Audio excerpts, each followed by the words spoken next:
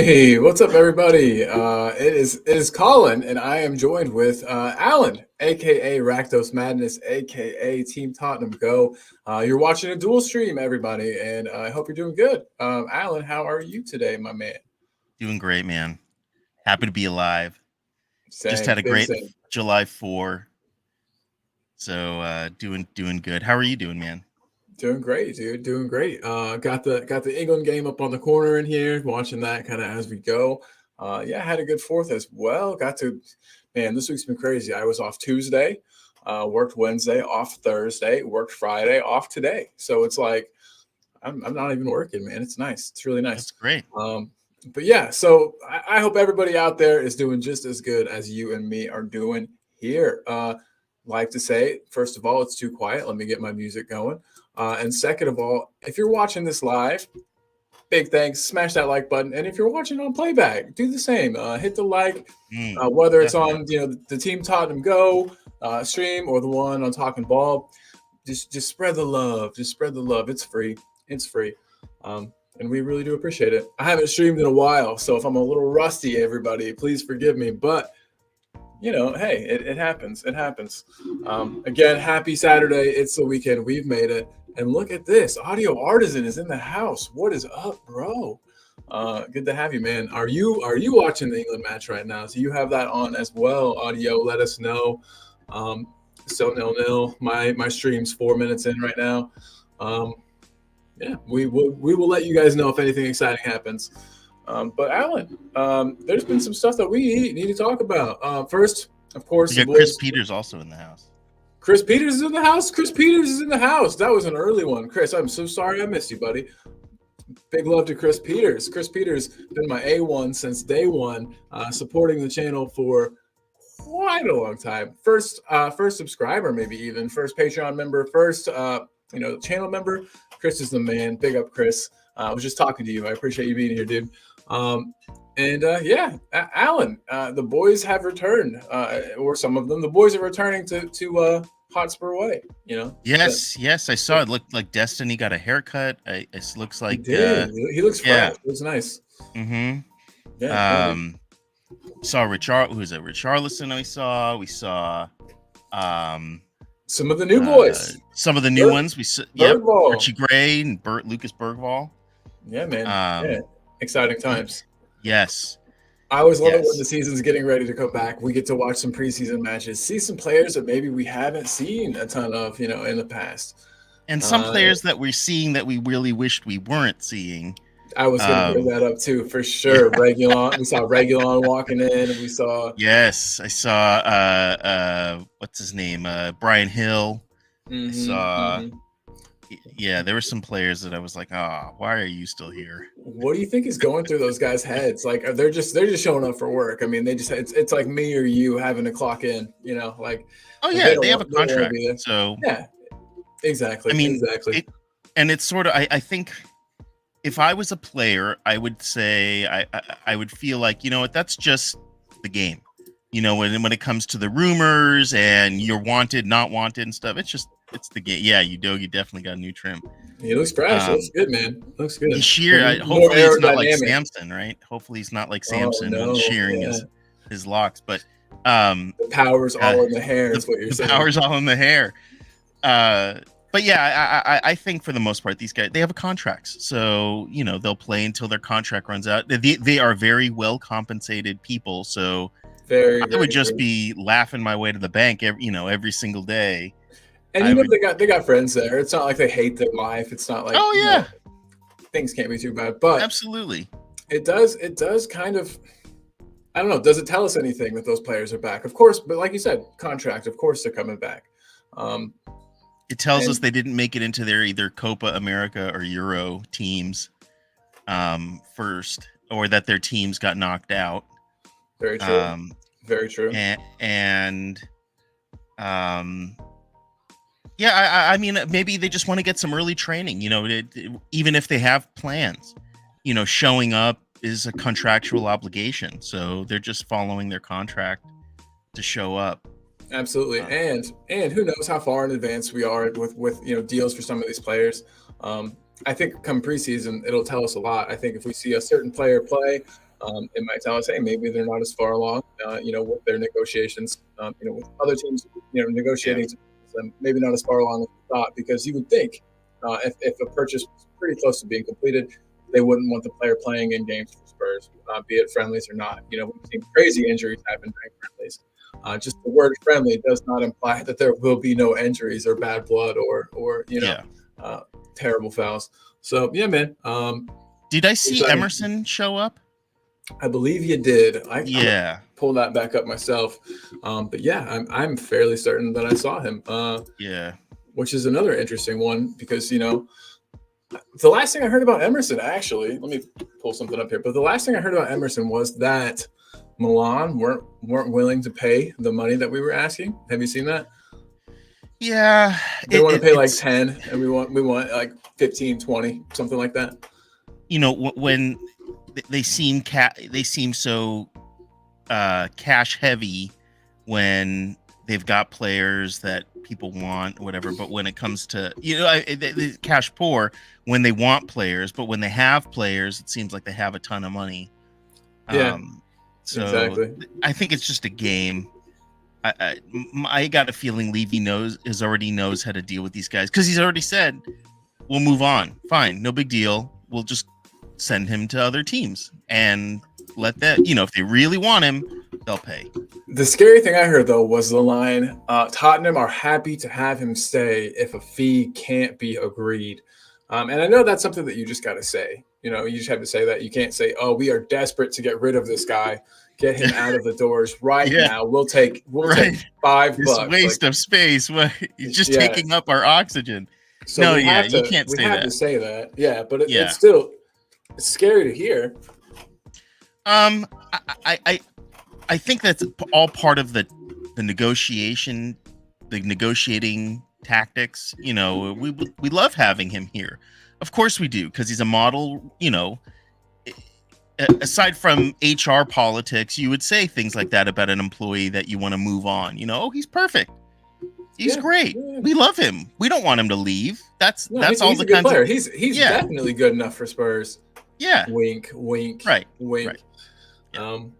But yeah, no, agreed completely. Agreed completely. Real quick, I haven't got to talk to you enough about the Archie Gray signing. So we're all over. Everybody, apologies. We are all over the place today. Alan and I haven't talked in ages, so we're using this kind of as a way to catch up, a way to get you guys an American's perspective on Spurs. We just had our 4th of July, hence the fireworks in the background and the American flag. But yeah, we're just catching up, talking about all things Tottenham, all things football, soccer, as we like to call it over here. And also, I wanted everyone to know there is the StreamYard link hiding nicely there in the chat.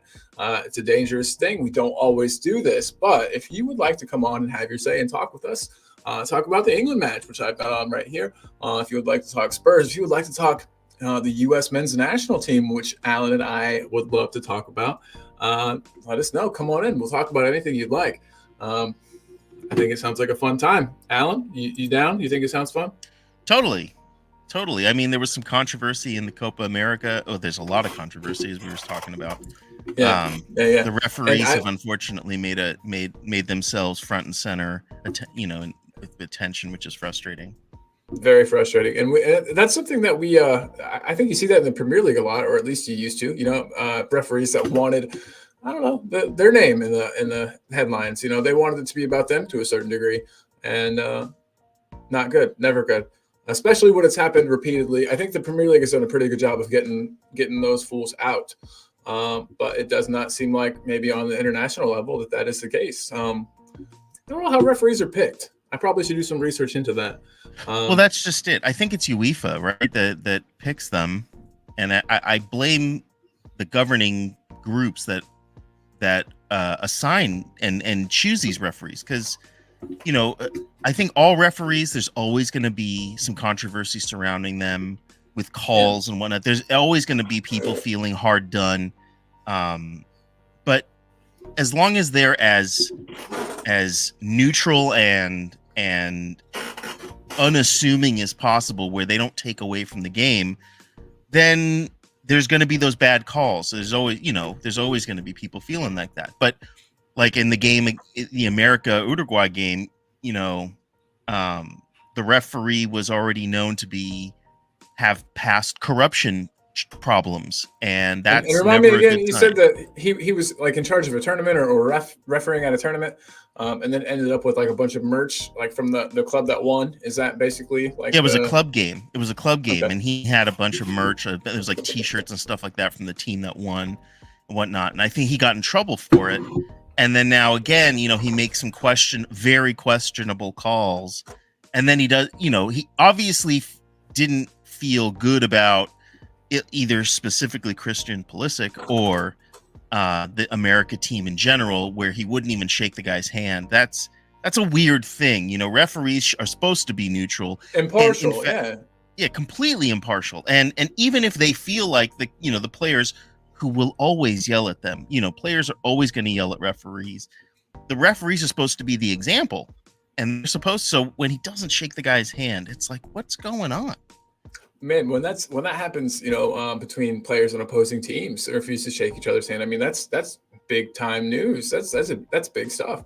And a referee doing it, I feel like it's, like you said, even worse. I haven't caught that myself, and I'm going to need to take a look back at it. But yeah, from what you're telling me, it sounds pretty deliberate. No claiming accidents on that one, I don't think. No. There was a shouting, and then Christian Pulisic yelled at him or said something afterwards, and it's been in the news a lot. Yikes. A lot. Yikes. I don't know how I managed to miss it. I've been hiding from the news a bit, but that's why I come here, to get my news from you, Alan. So thanks, man. I read the news so you don't have to. that should be this channel's motto. We read the news so that you don't have to. That's right. Well, hey, according to DiMarzio, that Milan are about to submit an official bid for Emerson.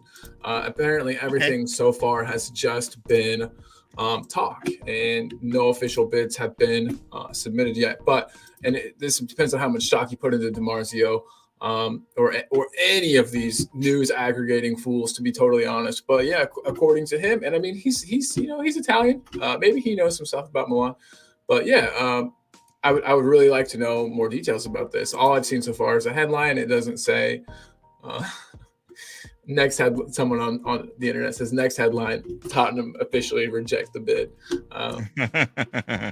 But I think we're still in the peacocking phase. We're still out there just. Oh yeah, everyone's showing their feathers and just we're just peacocking at the moment. And they're peacocking, and we're just peacocking at each other. And it sucks though, because oh my gosh, I don't even know who that was. There was just a massive. It might have been Eze. I didn't even see the starting lineup to this England match, but there was A wicked shot from the edge of the box. Number 24 for England. I don't know who that is, but absolutely slayed. And then the shot was blocked, but then it looked like Kane was fouled in the box. Lots of arguing with the referee, but I don't think anything's going to be called here. Granit Xhaka, I didn't think he was going to be playing. He was injured. He wasn't supposed to play. Hey, man, it's an important match. Shoot him up with some cortisone, some steroids or something. That'd be good. But yeah, it was him that committed the foul, and it looked a little weak to me, to be honest. But I get it. Who was this? I had the shot. I need to know. Number 24. Yeah, let me pull it up. Sorry, everybody. We are watching the game at the same time. That could have been Eze. For all I know, that could have been Eze. It looked like him, but let's find out here. Lineups. Boom. Today, starting lineup and confirmed team news. Let's go. Okay, so starting 11 does consist. The starting 11 is Pickford, Walker, Stones, Konsa.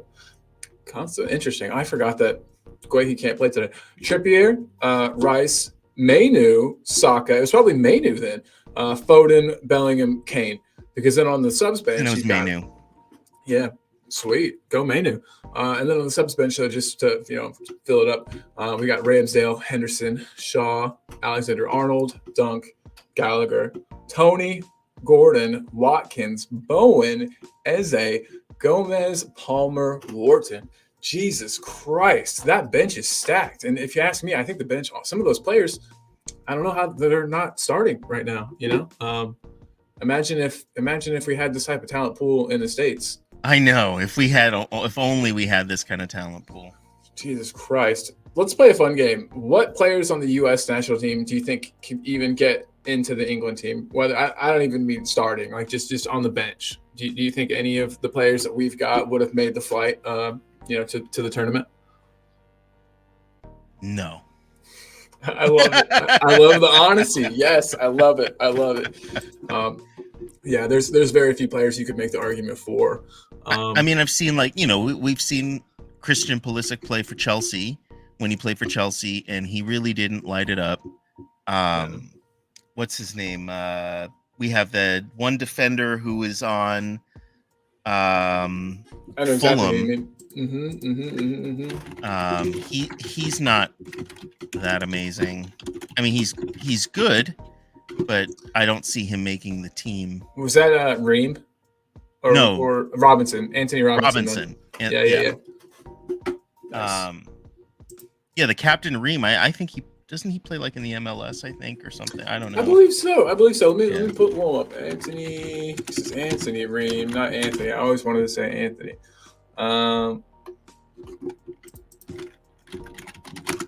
So it looks like who plays the center back for Premier League club Fulham. It says he's still a Fulham player. Oh, he's also a Fulham player? Yeah, that's what I'm seeing here, at least. Matt Turner was an Arsenal reject who then now plays for Nottingham Forest, I think. And then Anthony Robinson plays for also Fulham. Fulham. Yeah, weird. Why do they have two American defenders? That's bizarre. Yeah. But awesome. Go USA. Fulham, yeah. They've got a track record. Clint Dempsey played for Fulham before he came to Tottenham. And honestly, that might be the only other American. I know Landon Donovan played in the MLS, or not in the MLS, in the Premier League for just a small minute, and that might have been with Fulham too, now that I think about it. Let me look it up. Landon Donovan, Premier League.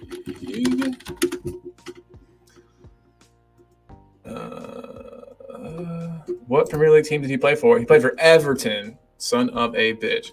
Wow, he did stints at Bayer Leverkusen, Everton, and Club Lyon in Liga MX. Interesting. Very, very interesting. Landon Donovan had quite a storied career. He was kind of the first player, I think, from the United States to really make an impression and really do it. So, that's enough of our Landon Donovan appreciation here.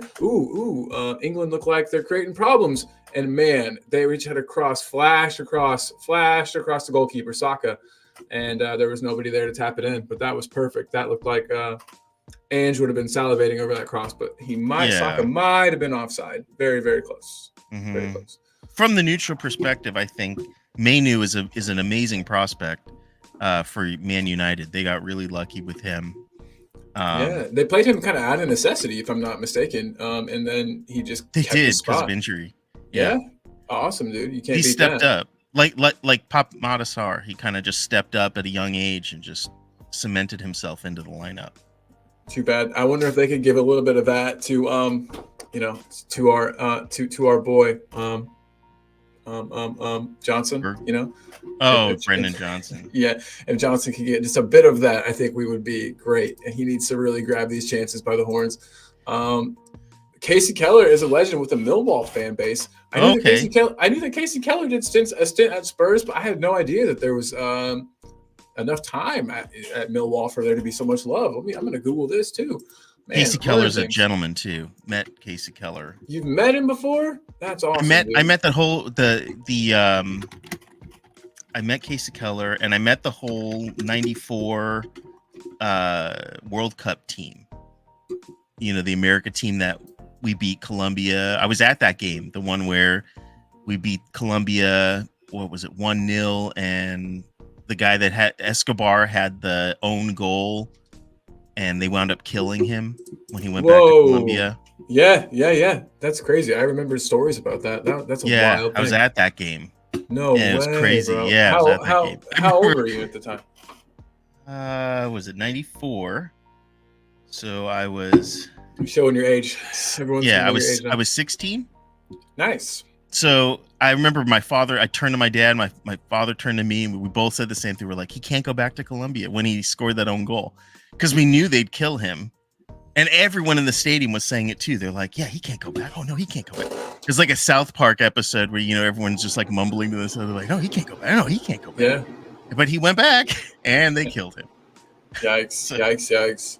Yeah. I mean, it's crazy how like seriously they take football in some countries. Let's call it soccer. It's crazy how seriously they take soccer in some countries. And it wasn't even soccer, I don't think, just so much as the country's name was on the line. They had to win, you know, and it did look like there was maybe something a little fishy had gone on there. So, I think it was Pablo Escobar that had him murdered. Cousins, they were cousins, right? Not brothers, but like cousins, I think. I don't think they were related. No, I don't think they were related. That's just a common last name. It's just like, yeah, Jones or Smith. Smith, yeah. Interesting. I guess in there was close enough. I thought England had got something there. They were pressuring the Switzerland keeper. I don't know. England looked like they've had most of the control over this match. Yet Switzerland still looked like they could be dangerous. You know, at times. This is going to be a tough one. England needs to not make any mistakes today. So I think Bellingham also is not allowed to play today. I think he got a 1-game ban. Oh, really? Was it just like yellow card suspensions or something? It was for his celebration of his goal the other day. Oh, snap. That sucks. Well, I didn't even see the celebration or the goal. I've heard the goal was fucking phenomenal, but I did not see it. I'll Google it real quick. We got a second. Nothing's real crazy. Everybody, again, looks like we got 16 people in the house. If you're here, go ahead and slap a like. It's free. It makes us feel good. And also lets us know you're here and that you like what we're doing. Also, if you haven't already, consider subscribing to either Alan or I or both. If you're watching this on my channel, Talking Ball, since it's dual streamed, you might be. Slap a like, subscribe. And if you're watching here, consider going over here to Team Tottenham Go, which is Alan's channel. And it is right there. You can go there, you can subscribe and do the same things. Like some of his videos, you know, share the love. We appreciate it. Also, I have to throw this out. Memberships are available again for my channel. If you would like to join, there is the link. It's pinned in the chat. I'm planning on doing something special, Alan, for members. And I know I'm a member. Yeah, exactly. I'm thinking about doing so everything I do is live, but I haven't gotten back into video editing. I went to school for all of this stuff, actually. Radio, TV, broadcasting. And so, man, editing video is something I used to do a lot. And I think I'm going to make some long form videos, maybe, you know, player breakdowns, tactics videos, but some pre-recorded content, and I think that's going to come out just only to members. So we'll see how Cool. that goes. Yeah, dude. We'll see how that goes. If people like them, maybe I'll stick them out, in the public like later. Maybe like 2 weeks after I release them to the members, something like that. But I'm just trying to think of some fun content for members. And guys, just to let you know, we really do appreciate everything, member or not. Any of that's we just appreciate your support. But look at this. Bellingham is playing. Bellingham is Says Autumn. playing. I thought he got a 1-game ban for his. Let me look at that. Yeah, I'm looking Got up his something goal real quick. happened. I just want to see the goal. And to everybody watching, I hope you're having a wonderful weekend. And it was versus who are they playing? Slovakia? Today they're playing No, Switzerland. no. Sorry, I meant the one where Bellingham scored like the absolutely amazing goal that everyone. Oh yeah, Slovakia. That's what I thought. Okay, cool. Oh man, sweet. This looks awesome. I can already tell by the Oh, it was still just image. a fine. They just fined him. Why would they fine him 30,000 euro? Unbelievable. I'm going to see what he did here. So long throw, headed backwards. Oh man, it was almost a bicycle kick. That was Oh, I nice. misread it. It was a suspended 1-match ban for violating the basic rules of decent conduct. Oh, he did not even have to take a touch before he hit it. That was beautiful. Normally on a bicycle kick like that, I see people take one touch to kind of set themselves up and get the bounce the way they want it, but it just sat for him perfectly. Oh my God, that was a phenomenal goal. They're not showing the celebration, but whew. They say that when he scored that he was seen grabbing his crotch in the direction of the Slovakia bench. Now, if this was baseball, that's all they do is grab their crotch. So exactly, I don't understand. Maybe his stuff was just in the way. He just flew onto his back and could have crushed everything in between his legs. Who knows, man? Who knows? I think that's how he Was scored. just, I think he was just. Let's just say he was just getting everything where it needed to go. So yeah, I think that's a little hard on him. But man, what a goal that was! And then Kane scored what a minute and a half later or something, and England are through. It was in the extra time. Crazy stuff. Still 0-0 in this game against Switzerland. I still think that Harry Kane is carrying an injury. Isn't he always? I know that sounds bad of me to say, but he seems just perpetually kind of injured now. Like, I don't know if I've seen him fully fit in a while. He just doesn't play like it. You know what I mean? He misses. Yeah, it also could have been one of those things where he's just played too much football. And that gets to you. Those hours on your legs. He always too had this habit of rushing himself back to Spurs. I don't know if that was his own doing. I don't know if that was him. Probably was, to be honest, because that dude just loves to play and score and be in the, you know what I mean? But yeah, he would always come back a month or two earlier than they would, have him slated to come back. And maybe over time, that damage to his ankles or whatever has accumulated, and he's just not able to move like he used to be. But yeah, he does not look himself. Well, and I think he suffers from that no knowledge that he is going to start. He there is no fire under his feet, but whatever he sets there, because he knows he's going to start. Southgate loves Harry Kane, and maybe Harry Kane has some incriminating evidence on Southgate. Who knows? But I don't think he needs it. Some players might need it, but I think Kane gets it. You know what I mean? Like, he's just the all-time, like, England's all-time leading scorer of players right now, obviously. I just think that he's a shoo-in. But I know what you're saying. There definitely needs to be some more rotation. Maybe don't play him against some of the small fries. Save him for big games. Yeah.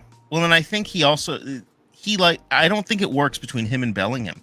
I think he gets in Bellingham's way because he likes to drop back, and I see Bellingham, standing next to Harry Kane, and it's like, oh, well, what the hell are they doing standing next to each other? Definitely. Looks like Switzerland got a mid-block going that we can't seem to really cope with yet. I say we as if I'm English. Apologies, but that England can't really seem to cope with yet. But no, and Kane has that thing. That's what I was going to say, too. I was going to come up exactly with that point about him dropping deep. Where does Southgate want him to be? I don't know what Southgate's plan for him is. I don't know what Southgate's telling him to do. I don't know what Southgate I don't know. His tactics are awfully strange to me. I don't know why you wouldn't set these players up to play in a similar way that they play with their respective club teams. Um, but they just Well, it don't could be really. so different. But I think at least if they had a unified, but he plays it's such a boring game to watch. It really and His truly is. all Yeah, of the games have been boring. There's no excitement about the way they play. It's very negative football or yeah. soccer, and it's Soccer, you caught it. I love it. Yes. yeah, it's very But negative soccer. who would you? I mean, I wouldn't say it's as bad as like some of the soccer we've seen in the Premier League in the past. It's not it's not It's not Burnley. constant. Yeah, Yeah, it's not like it's not players all sitting back waiting and breaking exactly. But I mean, I just don't see a lot of possession in the opponent's half. Not a lot of controlled passing. I don't know. It's just what do you think that they need to do to kind of remedy that?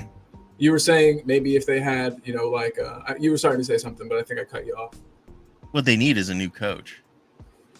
I think that they just downright need a different head of the class. Someone that's gonna take charge of the team more. Um, give them it, give them better direction and a little more. And I think someone that probably swaps around the team a bit more. He again plays Harry Kane every time. He pretty much sets up with a similar team every time. And I read about, he's planning on some shock change, and then there really isn't much of a shock change.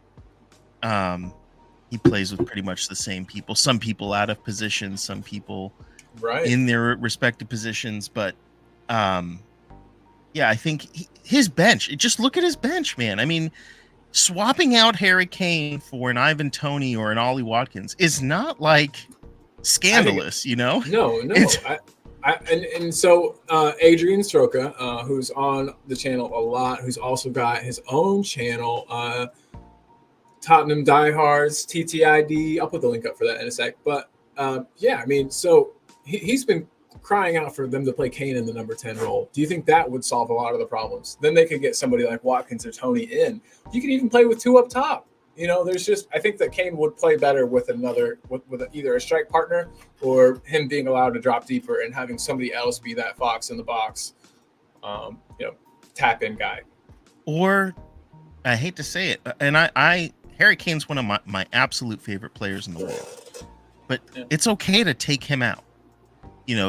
Rotate him, give him a chance to rest, so that when he does come on, he is elite. Right now it's like he's always on 90 plus minutes, and the guy just looks tired. He looks like he's carrying an injury, and if he's not, he's just tired. I think we're the But same age. I think he and I are both 32. He might only be 31, but yeah, really? he's not exactly a spring chicken anymore either. You got to think about that. I mean, I think they need to do something to limit, and I mean, he already is limiting himself, but with the amount of movement that he does. But yeah, you can't ask Kane to press. I don't think Kane is going to be that pressing forward. Remember under Pochettino, Kane pressed like a freaking madman, and it was just because he was young and had the legs to do so. I think I don't think that he's capable of it anymore, and that's okay.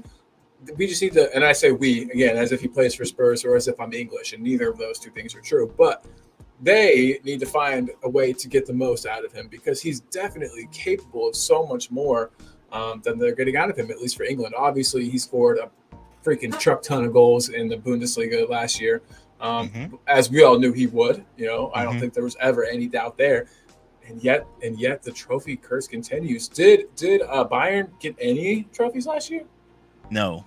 They didn't win the league. They lost the cup. And then they didn't win the Champions League, obviously. So yeah, Nope. man. They got Wild, got was the wild. Kane curse. I feel kind of bad for the guy. I really do. But hey, what can you do? What can you do, right? Maybe he's wishing he would have stayed, seeing some Ange ball, wishing he was so part of that. Do you think that there is a buyback clause of any variety in for Kane? Probably. There's probably something in the contracts. I mean, some of these contracts, as we're noticing with the Eze contract, some of them can be very, very complicated. And even if it seems straightforward, like a buyout, like a what's it, the buyout clause. Yeah, like it should be straight, You would straightforward. think it's straightforward. Football Manager makes it seem straightforward, but it definitely isn't straightforward the way you have to go about it when it comes to how much money you have to pay up front and whatnot. Man, So I got really excited. I thought England were about to score. Bellingham almost with the perfect touch almost, to set up Kane. Yeah, you're watching yeah, too, right? yeah. Nice. Um, and so it isn't straightforward. So I would think that probably Daniel Levy most likely, created some sort of maze of complications with that, but there probably is something. Yeah, you think there would have to be, I guess. Even if he comes back, I mean, then the question comes to be: would you take Kane back in 2 years? Say Kane's 33. Would you have him back at the club? Absolutely, 100%. Yeah, that's the answer I was hoping for. Me too, for what it's worth. And I think there's a pretty good chance that he does come back. To finish what he started, to break that record, that all-time Premier League goal scorer record. I could definitely see it happening. And I don't know how many he's behind. I don't know how many goals he would have to score a season to reach that tally. I'll tally that up there in a second. Again, it looks like there's some more people in the house, though. So I just want to say hey to everybody. Thanks for being here, guys. We appreciate you big time. Yeah, you were about to say something, I think, about how far Kane was behind the record. Oh, just saying that for every season he's outside of the Premier League, it becomes that much harder for him to just to get there, because Yeah, he's only getting older and will slow down. So he's only got exactly. maybe 1 year, maybe two. If he stays with Bayern for another season or two, I don't think even if he comes back, I don't think he'll break it. See, it's tough. If he plays for a long time, he might. You know what I mean? Even if his goal scoring slows down quite a bit, he could be one of those players that plays until they're 38. You know what I mean? And then maybe over the course of time, season after season, get enough goals that he could break it. I think it's possible. Bringing this back up, not only is Bellingham playing, I'd say he's been England's best player of the match so far. Bellingham's looks great. I've heard a lot of people talking some smack about him in this tournament. And I will tell you, first and foremost, I have not watched every minute of every match. But Bellingham looks on the money today, dude. I think he looks great. We all know He's he's a a great fantastic player. player. Yeah, he's just a Yeah. fantastic player. Absolutely. Absolutely. And again, everybody, can I get some score predictions, y'all? If everybody's watching, you're watching the England match like us. What's your score prediction? Obviously, you gotta go with your boys if you're English, if you're watching this. I know. But Alan, since you have no particular ties to either of these countries, who do you think's going to win? What do you think? What's your score prediction, buddy? Um, Based on what I've read more than seen, because I generally don't get the streams here in America, but um, I I know Switzerland have beaten some pretty good teams, and they've been a very good team. In England, I mean, squeaked by the skin of their teeth against Slovakia. Um, Arguably, they should not have won, and it was but for the brilliance of Jude Bellingham that they even made it in. And again, I love Harry Kane, but I think I could have tapped in his goal because it was just set up so well. So I think what Switzerland may wind up putting it in later in maybe in the game, and then grabbing a win is my guess. Yeah, yeah, that would be crazy. I don't, I definitely don't want England to lose. Please don't get me wrong, but I do think if he did, I think it would be the end of Southgate, which could then be the beginning of the ascendancy of this England team, because we've seen they've got the players, they've got the talent.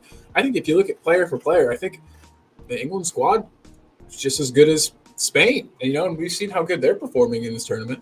So, Mm-hmm. yeah, with better coaching, this team could actually flourish. I don't want them to lose today. Please, please, please don't misunderstand that. I'm just saying if they were to, Southgate, I think, would be shown the exit door, and I think that would be better for English, the English national team as a whole. But we'll see. Yeah. Also, a tournament win would be lovely and great for everybody in the wonderful country of England. So Well, yeah, that's me.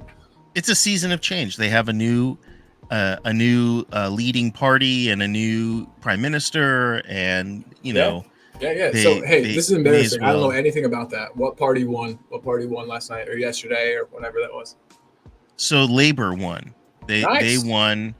The Tories were in power for, I want to say it's like 12 or 14 years, and then they had a record-breaking defeat. So now Sir Keir Starmer is the new Prime Minister. prime minister.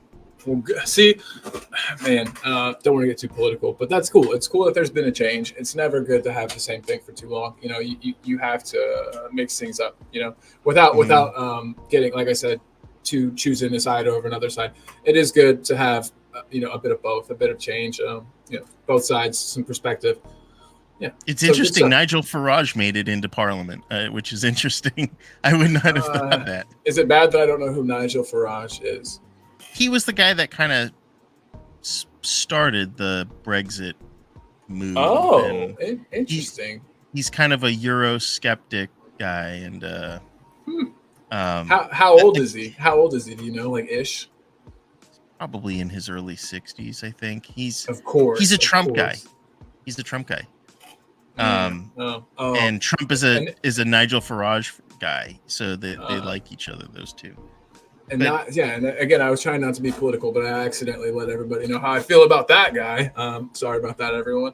And if you disagree, that's fine. That's all good. That's what America is all about. We're in America right now, and I look at this. Yeah, dog. So, man, politics. I don't want to get into it, but our shit's crazy over here right now, guys. So, at least you don't have that. Alan, another question I wanted to ask you, and let's move this back into the direction of Spurs. We're kind of hitting the England thing. It's almost halftime, so we can take a little break, I think. I want to talk about Archie Gray. Wait. Sorry. Before that, let's get this up here. So Audio Artisan said he thinks that Kane needs 60 goals. That could be 3 or 4 seasons. He's going to be too old, he thinks, to break the record. I think it's great that when we talk about like 60 goals, that it could be 3 or 4 seasons. There are how many players in the Premier League, including the bench and whatnot, who will never see 60 goals in their lifetime, no kidding, on their own score. And when it comes to Harry Kane, we're kind of saying, about 3-4 seasons. Maybe less if he has a really good one. Maybe less, if he has a really good. I mean, that's the kind of caliber we're talking about with Harry Kane. And I love that about him.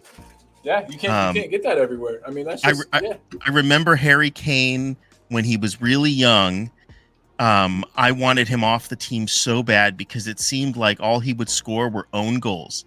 Do you remember when he was really young? He scored like 1 or 2 own goals, and they were horrible. And I was like, why did they keep? Oh yeah, it was like own goals, and then suddenly the guy was scoring goals, and then he's been brilliant. But I just remember when he was really young. I remember yelling at the TV. I'm like, why is this guy on the pitch? What the hell? He's so young. Oh yeah, kind of chubby in the face. He didn't look like a grown up yet. That's for sure. And then I remember Tim Sherwood came in to replace AVB. I think. Mm-hmm. I don't know. My timeline's all messed up. And then Tim Sherwood gave Kane some playing time. Before that, Kane had been playing in like the Europa League and stuff and playing well, doing a good job, scoring goals. I remember there was a one game in the Europa League where he got a hat trick. Then our keeper got a red card, and so Kane had to go in a goal. Didn't have to, but he offered to or whatnot. Yeah. And they scored a free kick on him. He made the initial block, and then it like slipped under him. It was embarrassing, but funny. And that was his first hat trick, I think, for Spurs. So the first of many for Harry Kane. Yes. I don't know, Audio. I mean, 60 goals is a lot. 3 or 4 seasons. Three seasons, I think. And I don't know. I think he could do it if he did come back. But like Alan was saying, it would have to be like the year after next at maximum for him to have a good shot at it. Unless he's going to be playing in the league for the next 7 years and plans on scoring, 6-7 goals a season. You know what I mean? It's just So How old was Alan Shearer when he set that record? Is fuck, it? I don't know. Yeah, I don't know probably. if anybody cares how old, if he was in his mid 30s and Harry Kane's in his early 40s when he breaks it. I mean, yes, he broke it, but he also took longer to do it. I don't know if Yeah, that matters to anybody.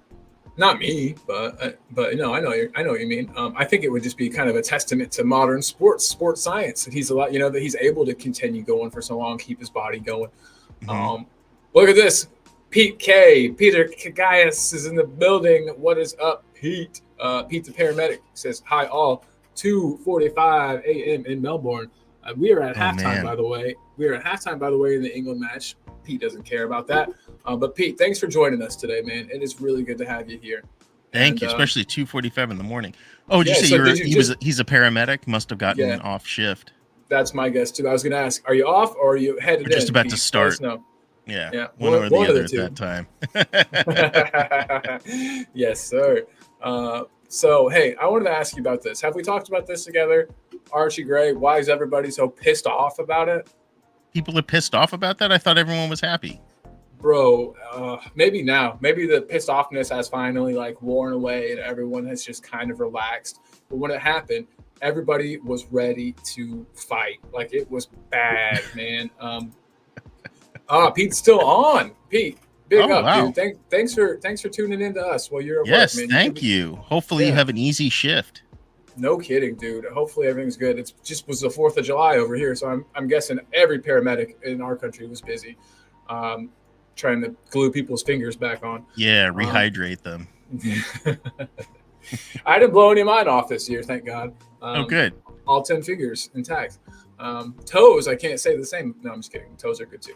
But yeah, Pete says Gray will be a top player, and I fully agree. And Yeah, I think it so says too. ramped in ED. What the fudge does that mean? Ramped in Does ramped mean like it's going crazy, it's packed, it's ramped? Um, I don't know. Let us know. Let us know what ramped means. It's probably some really cool Australian slang that I am not privy to. So apologies, but I'm always down to learn some new slang. Pete, ED. let us know. Um, but yes,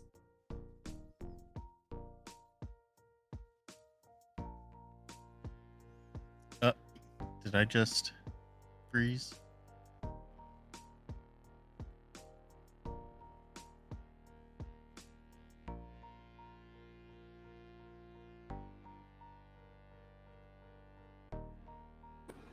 okay, we're back. That was crazy. Can you hear me, Alan? Yeah, I hear you. It's so weird. Was that me? I was frozen. I think I was frozen too, man. I don't know. Oh wow. I turned off a bunch of stuff. We'll get it back up later. But he says, "Aha, emergency." He says it's just ramped up. He's ramped up in the emergency. Okay. Waiting for bed. Big up, dude. Thank you for doing the work that you do, man. That is an incredibly kind and thoughtful job that you do. I know it's definitely not easy, so thanks, man. We It's appreciate got you. to be an intense job, like crazy. Oh, Long yeah. shifts. Was it like 4 on, 3 off, something like that? Probably, and the stuff that you see is nuts. And we all know Australia is pretty wild. You guys get wild just like us here in the U.S. So you probably see Mm-hmm. some crazy stuff.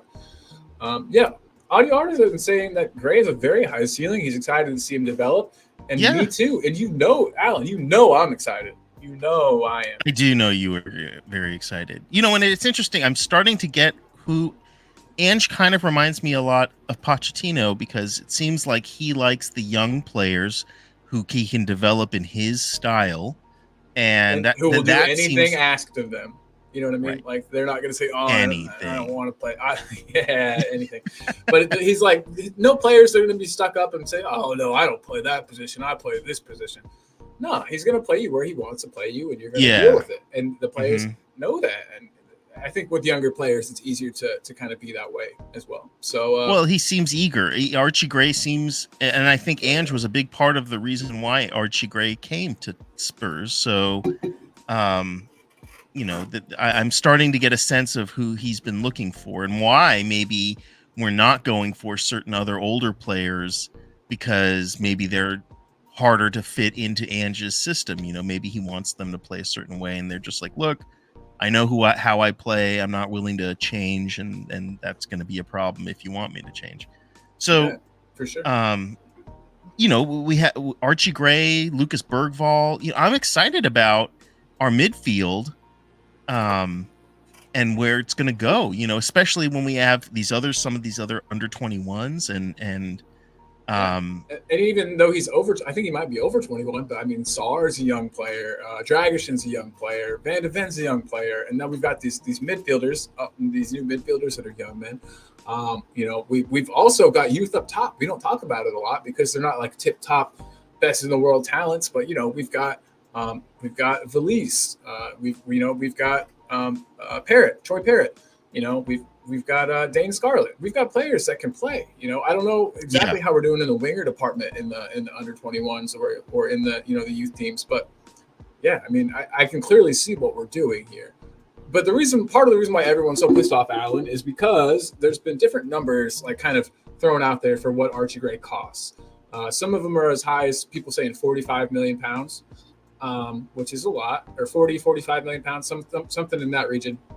And people are like, "Oh wow, that much for a youngster." I thought we need experienced players. That's half our budget right there. And then I'm trying to think of other stuff I've heard people say. "Oh, why are we getting all these young players for a manager who's not even going to be here come December?" And you know what I mean? Just stuff like that. That's there's a what I've lot of heard. speculation and stuff. I mean, it's not my money, so when it comes to spending, I always laugh when people get really up in arms, pissed off about, oh, we're gonna pay him 300 grand a week. We can't do that. It's like, well, it's not your money. What does it Yeah, matter to you? If they're you're willing to not pay paying it, them pay it. shit. You're not paying them a Um, thing. Exactly. yeah, if you're willing to pay. And like that's with like Nico Williams. With Archie Gray, what does it matter? It's like Brennan Johnson. It's like, what does it matter? Yes, they paid a lot, but they were obviously willing to pay a lot to have him.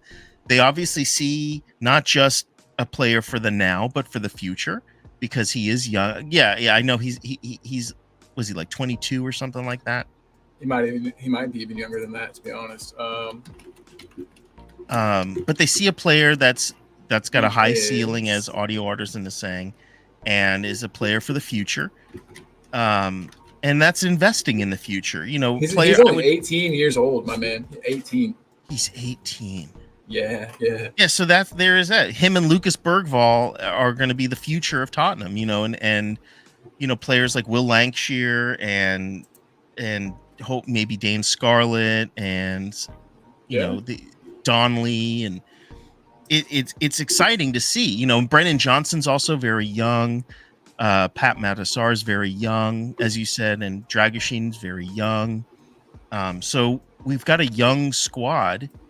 And maybe that's what Ange is looking for: younger players who have a high ceiling, rather than made for right now players that are older, like an Ivan Toney, who have maybe already hit their ceiling, and all they will ever do is either match what they've done or go down. So I don't know, but I'm excited about the future. I'm glad that we're seeing this rather than a team that's older and aging and has to be replaced, where we're Yeah. getting these No. younger players. Do you have any fear though that Ange is going to get sacked? That a lot of people seem to think that he's going to get sacked this season. So we're buying a bunch of players for a manager who's not going to be here, a system we might not play anymore. Um, yeah, I don't know. I don't think there's any merit in that personally. I don't think that No, he's got anything to fear. I think that he's going to see out his contract. Big up Cosmic Sean, by the way. Sean, big up to you, buddy. It's good to hear from you, man. I need to text you back. Have not been feeling 100 the last couple of days, but thanks for tuning in, dude. He says, "Let's go England," and we're all on the same page as you, man. We're all on the same page. And then real quick, Pete says 4 on, 4 off. oh Yikes! wow, That's a stressful schedule, my man. And with it rotating like that, isn't it? And I think the paramedics tend to work like 11, 12-hour shifts, and then they get 4 on, 4 off, or something like that. My buddy was a Navy corpsman, oh and nice. so when he worked, he would do ambulance stuff and worked in the hospital, and then it's like that, 12-hour shifts, 4 on, 4 off, stuff like that. Yikes! Yikes! Yikes! Yeah, glad it's not me. Glad it's not me. But Pete, I'm also glad that somebody's doing it. We appreciate you big time, bro. Hell yeah. Um, yeah, For sure. So another question: people seem to think with the signing of Archie Gray that it means that we're not going to sign other players. It means that we've kind of effectively closed the door on some other things. People are like, well, where's the money going to come from? Do you still think that we're in for this fella, Yeah, Mr. Eze? Eberechi, I think I absolutely do.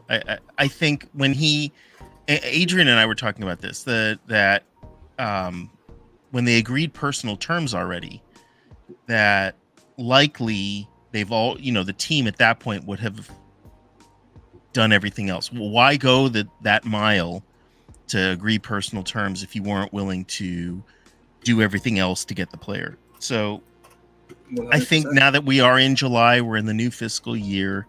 I think we're going to start seeing some outgoings, which is some of where money will go. Again, if we average 10 million, we have a bunch of players to send out. We could see over 100 million in that, and that's just in outgoings. It doesn't seem like we're, and maybe we don't send as many, but we send for the amount that they want for the players. Like Højbjerg, they want like 20-25 million for him. Let's say they get that. They want, what is it, 15 or 20 for Emerson, which I think is a ripoff. But I just don't think he's worth that. But let's say we get 15-20 million for him. That's already like 40-50 million between a couple of players. So we may not have to average out to 10 per for all nine or 10 players to get that money in. I see to get that money in. And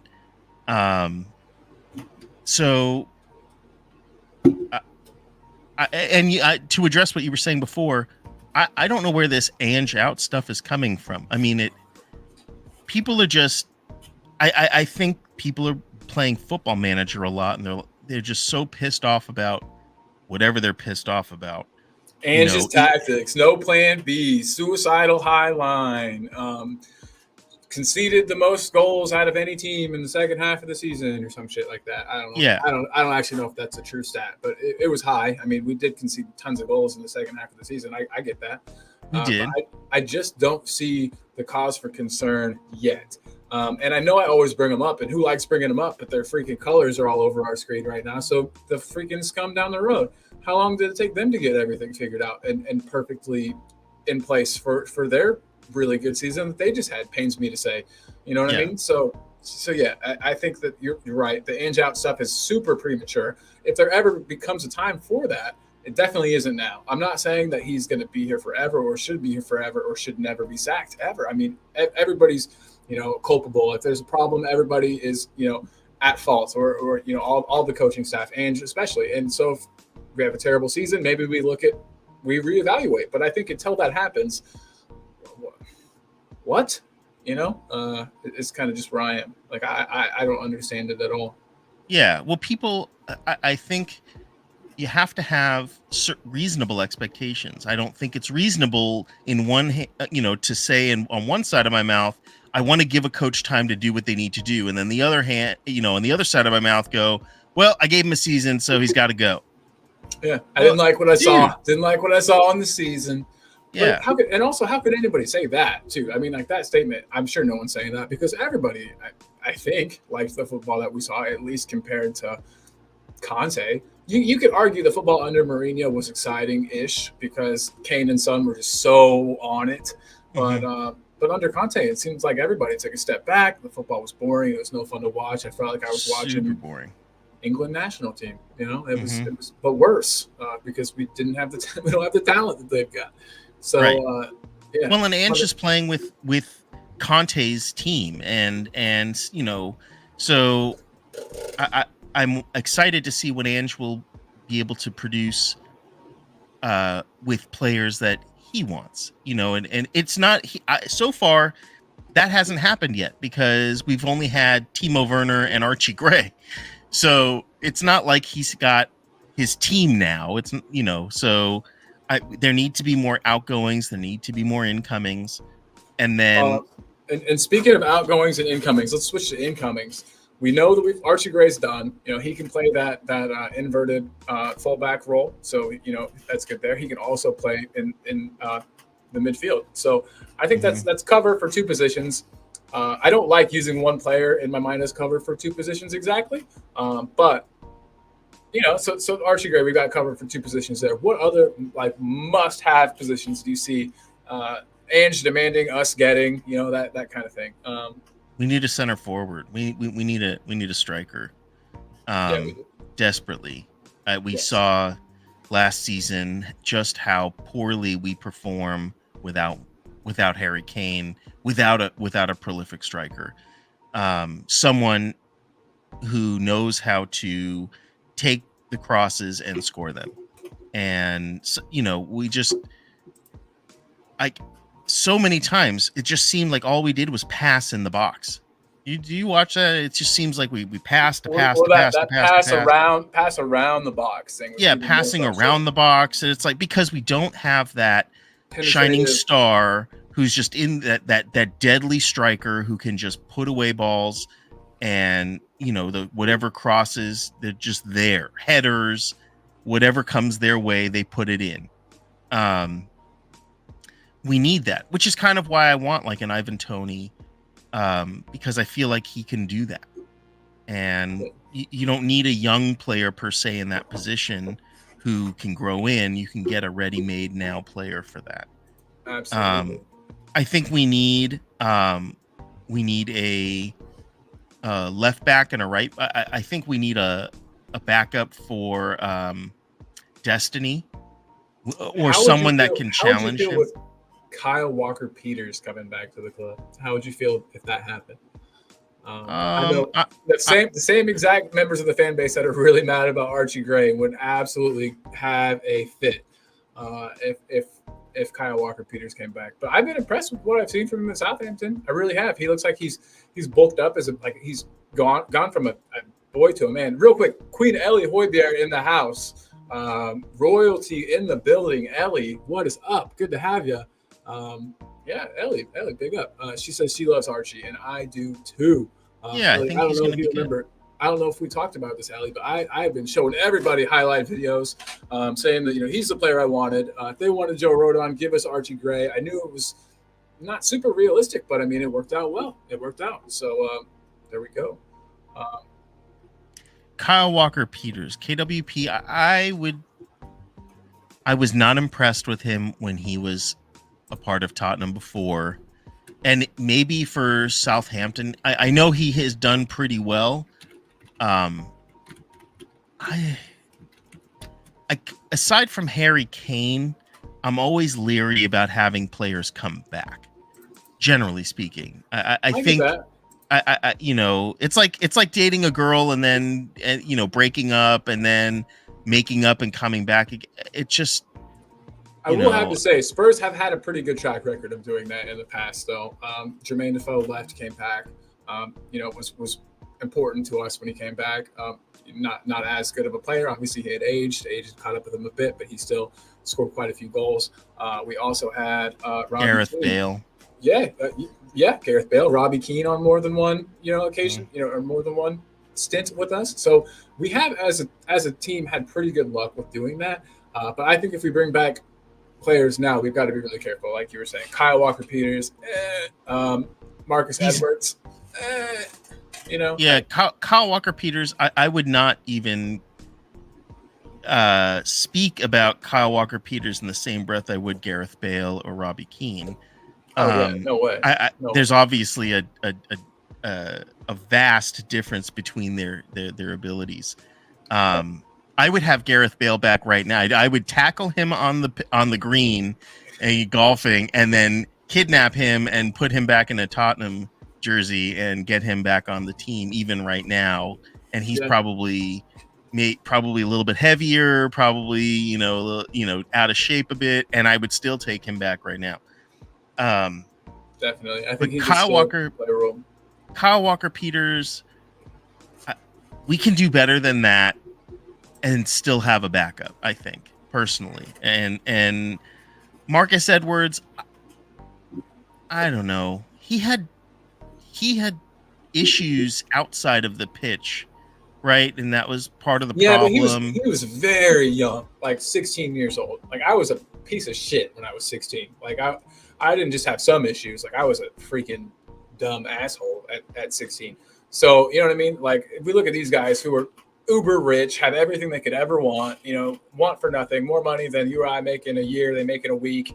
You know what I mean? And it's like, so yeah, I mean, I'm willing to look past that, but I don't know about his ability. Like I know that he's done well, playing in Holland, but I don't know how well that would translate. We've seen that happen with Vincent Janssen coming to us after a good season, good half season in the Dutch league. Real quick, In a Hype is in the house. Big up, In a Hype.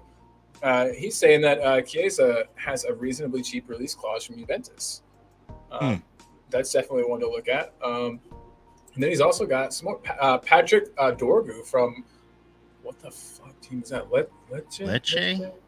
I'm gonna have to look that team up. I don't even know what that is. It sounds Spanish. As cover for the left back position. Interesting. Let me see something here.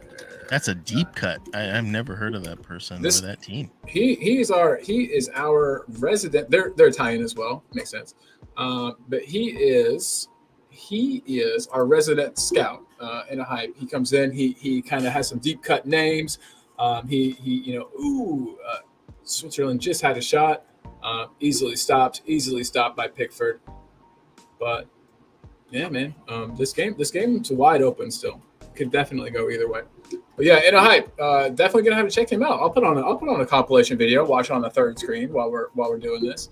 But yeah, Who was that? Was that Kyle Walker that went down? Did he get kicked in the balls? Let's see here. No. Oh, is it Konsa? Yeah, it was Konsa. Does he kick in the nuts here? Close. Damn. I don't know. Yeah. Here's a better angle. We'll see where he gets it. Oh no, I've probably seen the. Oh, it's in the knee. Kneecap. Yeah. Those hurt bad. Yeah, that hurts. Ouch. But I'm glad he's back up and running around. And so far, I haven't noticed him a ton, which is good. I think for a player coming in as like a rotational center back, you don't want to notice him a lot. For one, you don't want them having to do a lot of work, and for two, when you tend to notice defenders, it's when they're making mistakes. And so yeah, I'm glad I haven't noticed much of him yet. I kind of want to see when it comes to defense. I want to see all three, Romero, Van de Ven, and Dragusin on, together. So Isn't that how Conte lined up with the back three, and we kind of yelled for a back four, and now we're all yelling for a back three again? You know what? Us football fans, we're never satisfied ever. Yeah. Ever. I think the three of them would be great. But I mean, we could have a back four. I don't know how he would finagle it, but yeah, you would have to put Romero as like the defensive midfielder that dropped back and made it a back three in attack or something like that. You know what I mean? Or Pedro Porro doesn't have to be in defense. I don't. If anything, I think he's better up front than he is in the back. I've heard people have that same thing to say before. I also think that we could possibly play, and I know that Postecoglou said that it was for fitness reasons, basically, that we didn't last season, but Van de Ven can play that left back position. I mean, we saw him do it for the Netherlands in this exact tournament. So that's an option. That's a good option, I think. That way, then you could have Romero and Dragusin in the middle, and then right back could be Archie Gray, could be Porro, could be whoever. And I think that still gives you a pretty balanced back line, but maybe some more rigidity and steel than we're used to. Then again, though, Destiny's one of our best players, so where does that put him? Would you rather have Destiny in his natural position, or would you rather have Van de Ven playing in a maybe kind of secondary, I guess, as you call it, position? It's tough. It's really tough. It is tough. It's a good problem to have. It is not often that we have selection issues like this. By the way, Sean, again, a member of the channel, big up, dog. Sorry for not pointing that out earlier. We super appreciate you here at Talking Ball. Thank you for helping keep the lights on, my guy. Sean's a real life in real life friend of mine, so it is Oh, it is good nice. to talk to him. Oh yeah, yeah. Uh, Real quick, in a hype saying Marcus Edwards won the league in Portugal, which is fairly difficult with Porto and Benfica normally winning things. Very true. Yeah, So in a hype, would you take him back? And if he did come back, would you say? And I'm not when I do this voice, I'm not being you in a hype. I'm being Twitter people. Okay. Would you say, but that's a Levy signing? Daniel Levy signing, typical Levy signing. I hate that shit. Because even I don't know, it just seems like it. You can't. Some people just can't be pleased, and I need to learn that and understand that and take that in. Some people are going to just be pissed off no matter what happens, Alan. You know, yeah. you can't make everybody happy all the time. But I feel like if we get a player in for a good deal, it's a Levy signing. They're shit. You know, and that's not always the case, and that's not always fair. You know. Well, Levy makes me laugh. The people that are pissed off, I just laugh because pissed off people make me laugh. But in general, but True. but I need to get more on that. I'm the type of guy that I'm just like, why are you pissed off? That's stupid, and then I end up being pissed off, so it doesn't. oh yeah, no, you just gotta laugh at that stuff. An eye for an eye makes the whole world blind, man. You know, again, if anyone truly had the crystal ball and could see in the future, and then then I would say, okay, tell me what's true and not true, and if we're doing stuff that is and antithetical or whatever, then fine, I get it. But none of us have a crystal ball. And what I would say about Marcus Edwards, that's his on-pitch performance, which is great. My concern would be his off-pitch performance, and we got to remember, like I said, he's grown so much. I mean, he's 6-7 years older now. You know what I mean? Like he's mid-20s, whereas he was an actual teenager. Well, but you would hope like Ronaldo. Look at Ronaldo, great, awesome player, but is like a baby on outside of hell, he's a baby sometimes on the pitch. But I don't know. Some people they do, some people they don't. Do we? I don't know because I don't watch the Portuguese league. Is he more mature now? Does he have issues outside of the pitch? I don't know. Yeah, from what I've heard, that's all kind of been taken care of, and I've also heard that came from like one or two coaches, like ever. You know what I mean? And so I think when things like that are said, you hear them, you tend to kind of like they get locked into your brain. But I'm not sure really ever how big of a problem that was. I'll do some more research into that as well. But Audio Artisan throws in that he'd rather have Marcus Edwards on the wings than Werner, Solomon, BJ, or Kulu. Damn, dog. Yeah, that's a hell of a statement right there. I'm going to leave that up for a while. That means that to my mind, that almost makes it sound like you really do want Marcus Edwards, because those are our wingers. I mean, unfortunate, for better for worse, those are our wingers. Yeah, minus Sonny, but who knows if we don't get a striker, maybe Sonny's jammed up there again, which I would hate. He didn't exactly have a bad goal return, but we also were missing him on the wings. That's a good question. Do you think that Sonny is a starter, is a guaranteed starter this season? I mean, with the players we have in right now, he has to be. But if we were to bring in one or two quality wingers, do you think that Sonny has to start worrying about his place? No, I think most likely because of where he's at. Right, he has one more year, I think, on his contract. Or I think, yeah. Do we exercise the option to add a year, or is that? I don't think we did yet. Think we did yet. So I have a feeling it's probably in his contract that he would be my guess. In order to stay and not just leave on a free, we probably have to make some kind of guarantees. I get that. So my guess is he's probably guaranteed to start the vast majority of games and probably does not have to worry about his position. I think he takes a lot of criticism from his dad, and who was his coach growing up and stuff. And I think he wants to please his dad. Hell, when Sonny won the Golden Boot, I was it that when he won the Golden Boot, and his dad was like, yeah, he could have scored more. And yeah. So I mean, he's still got that, and so at least he's got someone that's really hounding him to do better. I could only imagine how he was with him last season, where he really did need to do better. Yeah, I mean, we say that, and I know that goals scored, it doesn't paint the whole picture, but he had was it his highest ever goal return, or only second to the year that he shared the Golden Boot with Salah? I don't know. It was something. It was something to that effect. Like he had like 26 goals last season. It wasn't. You know what I mean? He had the exact amount of goals as the amount of people watching us right now, Alan. So big up to the 26 people tuning in, and also big up to Sonny for his 26 goals, of course. But yeah, did you hear? Speaking of Sonny and his dad, have you heard like the recent like stuff that's come out about Sonny's dad? And I hate talking about like rumors and stuff where it's, but this is all, none of this is true. Or I mean, none of this is it's all Fact. rumors. None of it is shown to be a fact yet.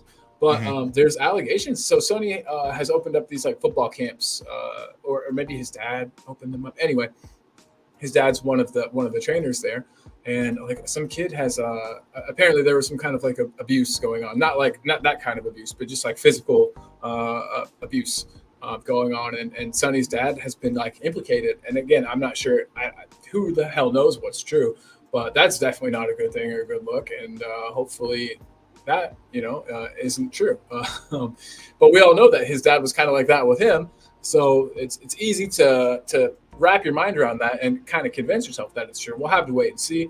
Yeah, but please, hopefully that isn't true, and everybody's okay. That's sad. Yeah, of course. And it's like, abuse.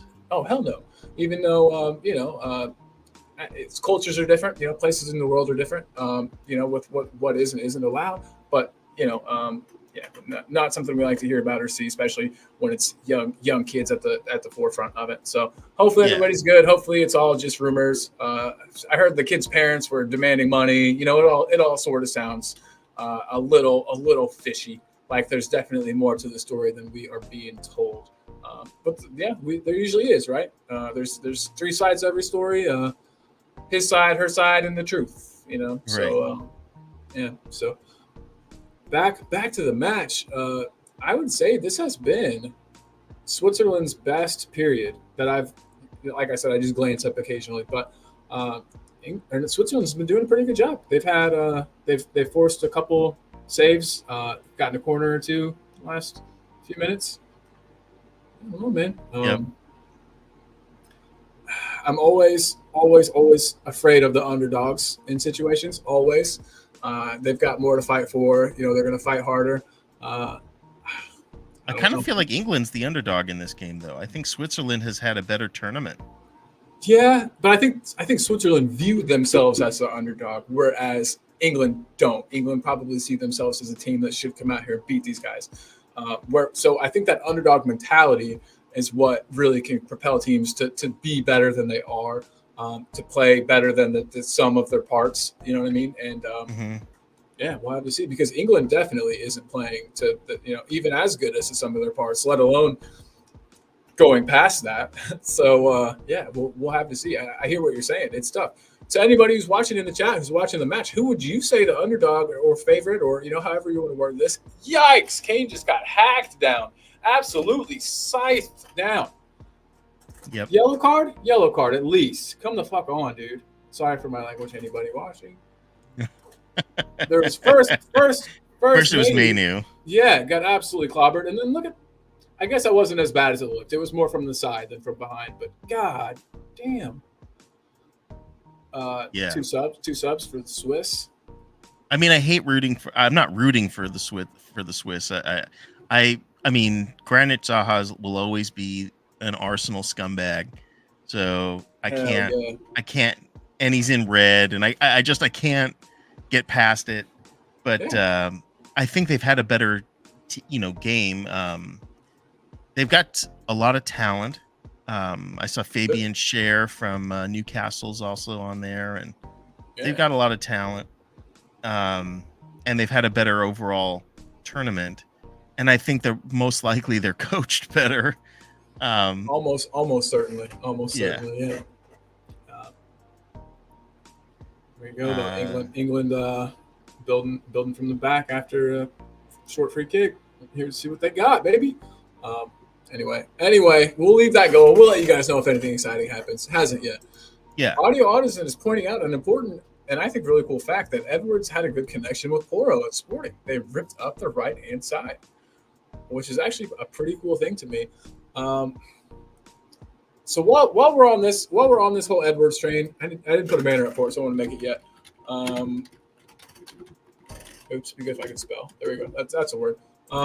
So what are your thoughts on Kulu, man? I know that he's a player that really divides opinion on our team. Do you think that he's good enough for us? Do you think he's good enough for Spurs for what we're trying to build, for the way Ange likes to play? I know I just asked you about 6 different questions in one there. But yeah, answer any one of them that you like. It's up to you. But just seeing how you think about it, or how you feel about Kulu and our team and where he fits in with things. Mm-hmm. Well, I was telling Jack from the Irish Hotspur, I was saying that we should sell Kulu. That's my opinion. You talked to Jack? You got it in with Jack from the Irish Hotspur? Hook me up, dude. I remember telling him that we should sell Kulu. I think he's good enough? Yeah, I think he's good enough. I think he has the talent. I think he's a little bit one-sided. I think and predictable. I think he needs to work on that, his predictability, or I should say his unpredictability.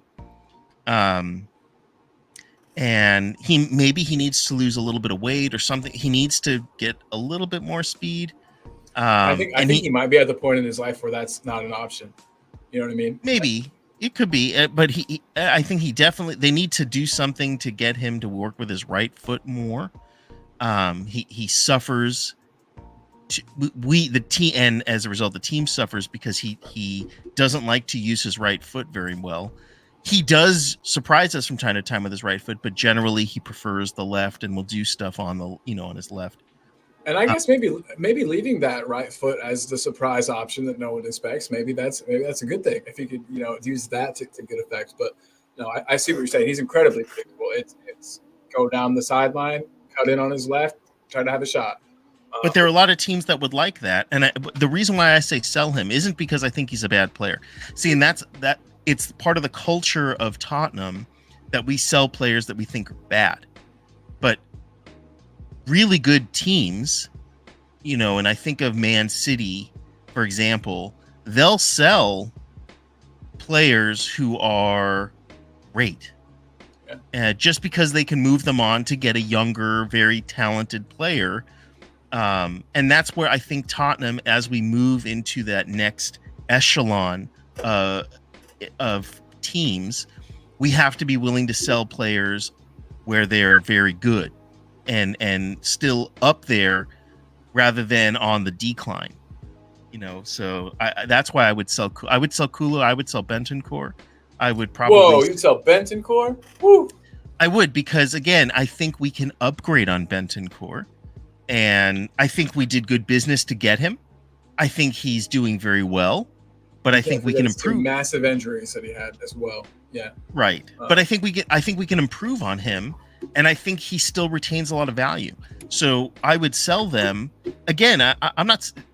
One has nothing to do with the other. Saying to sell him does not mean that I think he's a bad player. Or no, not at all. I think he's a great player. I think he has a lot of retained value for another team, which is why we should make value of him and sell him where we can get more money for him. And then that becomes money in the kitty. I see where you're coming from. 100%. Kulu still has value. He's not the type of winger that Ange likes to play. So, I get that. My thought maybe is as a plan B, or sometimes it's nice to be able to put on a player, and that player single-handedly changed your whole play style, and you know what I mean. It's almost like a change of tactics with one player, and I think putting him in could do that. I think that he offers something with his hold-up play, which is why Audio's here. I think this is probably part of why he says he thinks Kulu might be used as a 9, and I can see that with his hold-up play, with his ability to get other people involved. I think he could be a good back-to-goal type of 9. It's definitely not his natural position or where he's played the majority of his games, but he does have that skill set. And then he also follows up with, we'll need Kulu to babysit Bergvall, if nothing else. And that's a good point. They are, compatriots for the national team. They know each other. And then I threw in there Kane yellow. Kane sees yellow, hand to the face, accidental, I think, but hand to the face to a Swiss player. James Joris is in the house. What's up, Joris? How's it going, bro? He says, "Come on, England. Come on, James Joris. Good to see you, buddy." We're watching the match. And I don't know, man. James, what do you think? What's your score prediction? I'd say the Swiss have a pretty good hold on this. They're not, they're not getting trampled over. Um, They need to sub. Like, where are the subs? no shit. We talked about that bench. We talked about that bench that is absolutely stacked. Yeah. Where are they for sure? Um, Audio says he can see us starting the season with our nines as Richie and Kulu. Jesus Christ. Left wing, Son and Werner, and right wing, BJ Solomon. Stop it, audio artisan. You're gonna make me cry. That sounds off. That sounds awful. I really don't want Richie and Kulu to be our nines. We need to sign someone. I'm we cool, really do. I'm really cool with Richie being one of our nines. Yeah. You know what I Me mean? too. Like I think that he's fine. He's fine. And he's got quite a bit of fight and bite, and he'll go after. He'll go after you. He wants to win. He wants to grab the game by the scruff of the neck and make things happen himself. Is he always capable of doing that? No. But does he want to? Yes. Do all of our players seem to want to? No. So I think that his drive and his, the fact that he wants so badly to score and to win and to prove himself, it's important. You need a player like that. He's almost got some cockiness, and we don't have a lot of that in the squad, especially not up front. Brennan Johnson seems about as timid as they come. I can't see Kulu ever getting into a little scrap. I don't know, man. I don't know. James is saying though, Kane defending, goodness gracious. Yeah, man, he was good at that for Spurs too, dude. He was always back there to get his head on the ball. So yeah, maybe I've missed something. Maybe you're ahead of me and my stream is behind, and maybe something happened. But hopefully there's been no big errors that were Kane's fault. And then what else we got here? And then James is saying that he's always listening. Big up, dude. We appreciate you. 2-1 England initially, but thinking 1-0 England now. Yeah. It's always that for England. It's like 1-0. 2-1. It's a one goal. It's a 1 goal margin every time. It's so boring. It's Conte, bro. Southgate. They should be friends. Maybe they could have a little coaching philosophy school they teach where how to play the most boring, non-progressive football you've ever seen. Mm-hmm. I think watching this, Harry Kane kind of needs to be subbed. He's slowing down. He's playing deep, like too deep, and they need someone up front. They need someone up front. He's just trying to get lucky and get on the end of a header like he did the other night. Like a rebound of some variety. He's just trying to have something to tap in. That's what it looks like to me, at least. He's whether by design or just because he's tired, has stopped dropping back and getting involved in the build-up, which honestly could be a good thing for England. Mm-hmm. They need more creativity. I think they're not. Is Foden on the fucking left again? I think so. That's so dumb. Play Foden as a 10 where he's actually a good player. I don't know. I find it. Ooh. Bellingham, did you see that? He just went to go flick the ball back and high boot kick the dude in the face, it looks like. And it was Xhaka. Oh, it's okay. Who cares? I don't mind. Yeah, no one cares. Yeah. His face looks aight. And look, they're hugging it out. They're boys. Oh, he barely. He didn't even touch him. He didn't even touch him. Hey, you can take the player out of Arsenal, but you can't take the Arsenal out of the player, man. That was a very lame dive, and I'm glad that nothing happened out of it. We're good. Yeah, they should red card that guy. Just for no other reason than that he sucks. Yeah. Arsenal. Oh, look at that. Look at that. Bellingham threw the ball back. I love it. Bellingham's got a little bit of shithousery in him. Not tons, but a bit. And I really. But we need that. See, Tottenham needs that very badly. That's why it was so sad when Eric Lamela left the club, bro. I think Eric Lamela would be a really good player in this system. With his Rabona goals. Yeah, dude. Yes. And we could play him as a 10. We could play him, we could play him on the wing. I don't know. Lamela was a great player. And I think letting him go, obviously at the time, you couldn't have been able to tell, but the deal for Bryan Hill was a total ripoff. Spurs got jobbed bad. And I definitely wouldn't do that again. No. Bryan Hill it's such a disaster. Not just losing Eric Lamela, but the money I think, and then how much we stifled his career. Yeah. You know, if he was playing in Spain and had like a permanent move at a team where he could stay and grow and learn and their style of play and become a fixture of that team, I think he could be a very good player. Italy, oh my fucking god. No way. Wow. Real And Switzerland Embolo. score. No, god damn it. Didn't I say it? I thought that Switzerland would be doing the business. Yeah, bro. Jesus. I was half tempted to stick $10 on that, on this outcome. And I mean, shit, there's still at least 15 minutes to go. But I was half tempted to stick $10 on this outcome just because the odds were good. But man, oh man. This is the outcome you need if you want to get rid of Southgate. I mean, you unfortunately you can't keep winning and keep Southgate. At some point, you almost have to say Southgate knows what he's doing if they keep winning. But yeah, that was poor. Who was that? It looked like John Stones. No way, right? No, it was Kyle Walker. Kyle Walker initially, right? Nope. So that was yeah. Stones is the guy that got a foot on it that left it perfectly. Oh yeah. And it was Konsa was the one that got nutmegged for the cross.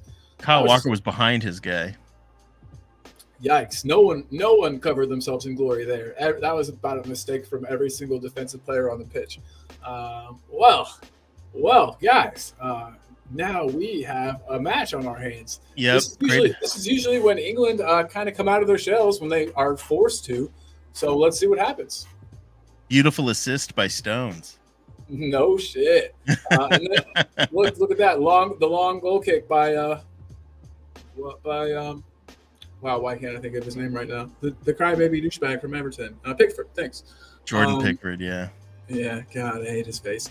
But yeah, so one thing I've noticed is that Southgate does prefer to play long out from the back, and I think that confuses some of these players who, the Manchester City players that that are used to building from the back, maintaining possession. I don't know. It's like we were saying, Southgate's tactics thoroughly confused me at times. And he's looking pretty bad now. Everybody in the chat, what are your thoughts at this exact moment? Are England going to come back? Is Southgate out the door? What's up? What are y'all thinking? Let us know.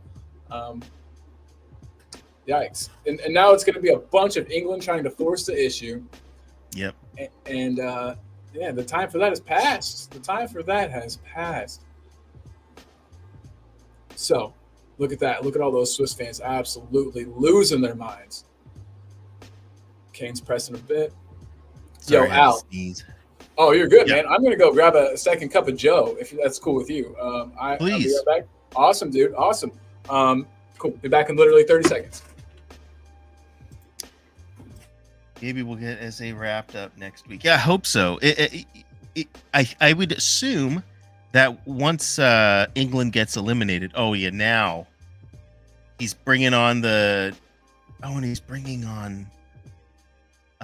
Luke Shaw. Looks like Eze and Cold Stone Creamery Cole Palmer.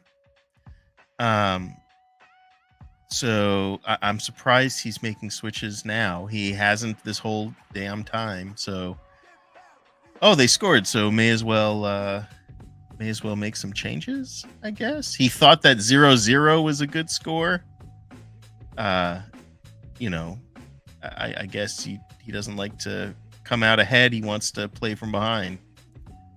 I don't get his tactics. And I'm back. So hey, does this mean that the Eze deal is going to be wrapped up soon?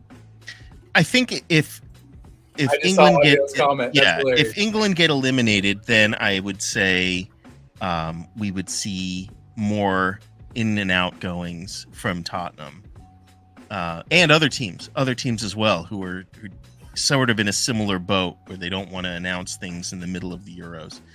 I don't know if you saw. So he's subbing in. So Luke Shaw's coming on. Eze's coming on. A defensive substitution while you're one goal down. Bizarre. And Cole Palmer. Okay, well, cool. Cole Palmer is a good player. He could change things. Looks like Saka's still on the pitch, so I would have taken Saka off. He hasn't been particularly productive today. Mm-hmm.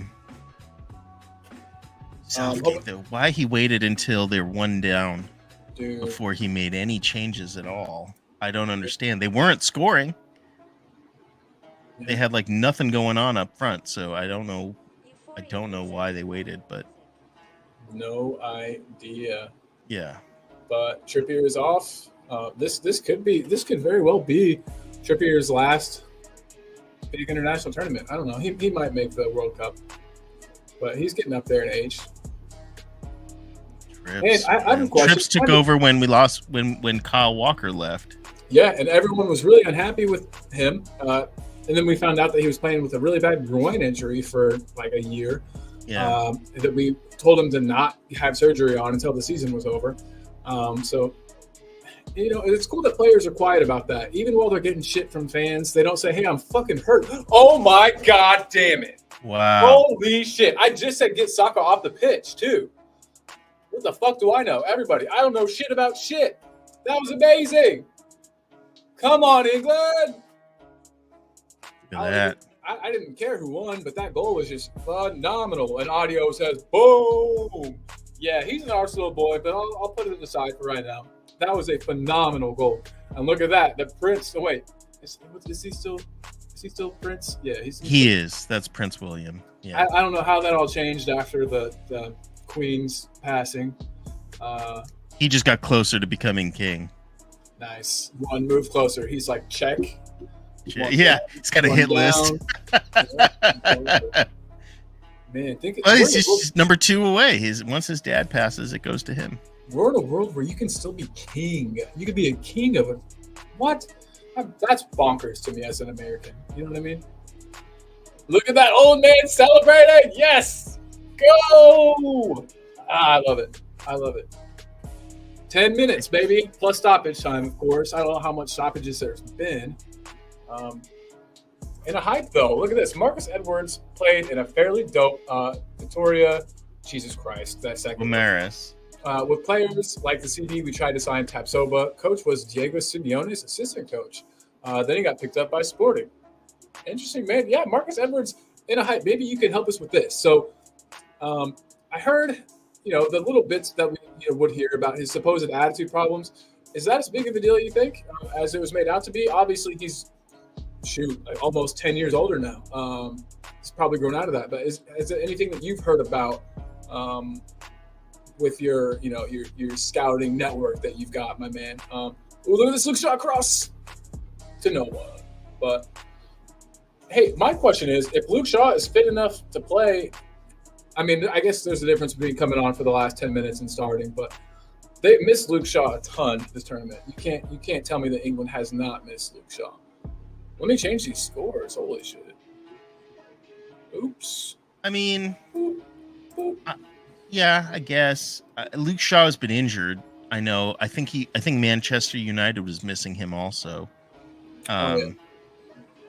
He's a good player. He was great. I believe he was in Southampton, and I want to say Poch had him there, and he was great. Looked awesome, and then we looked at him too.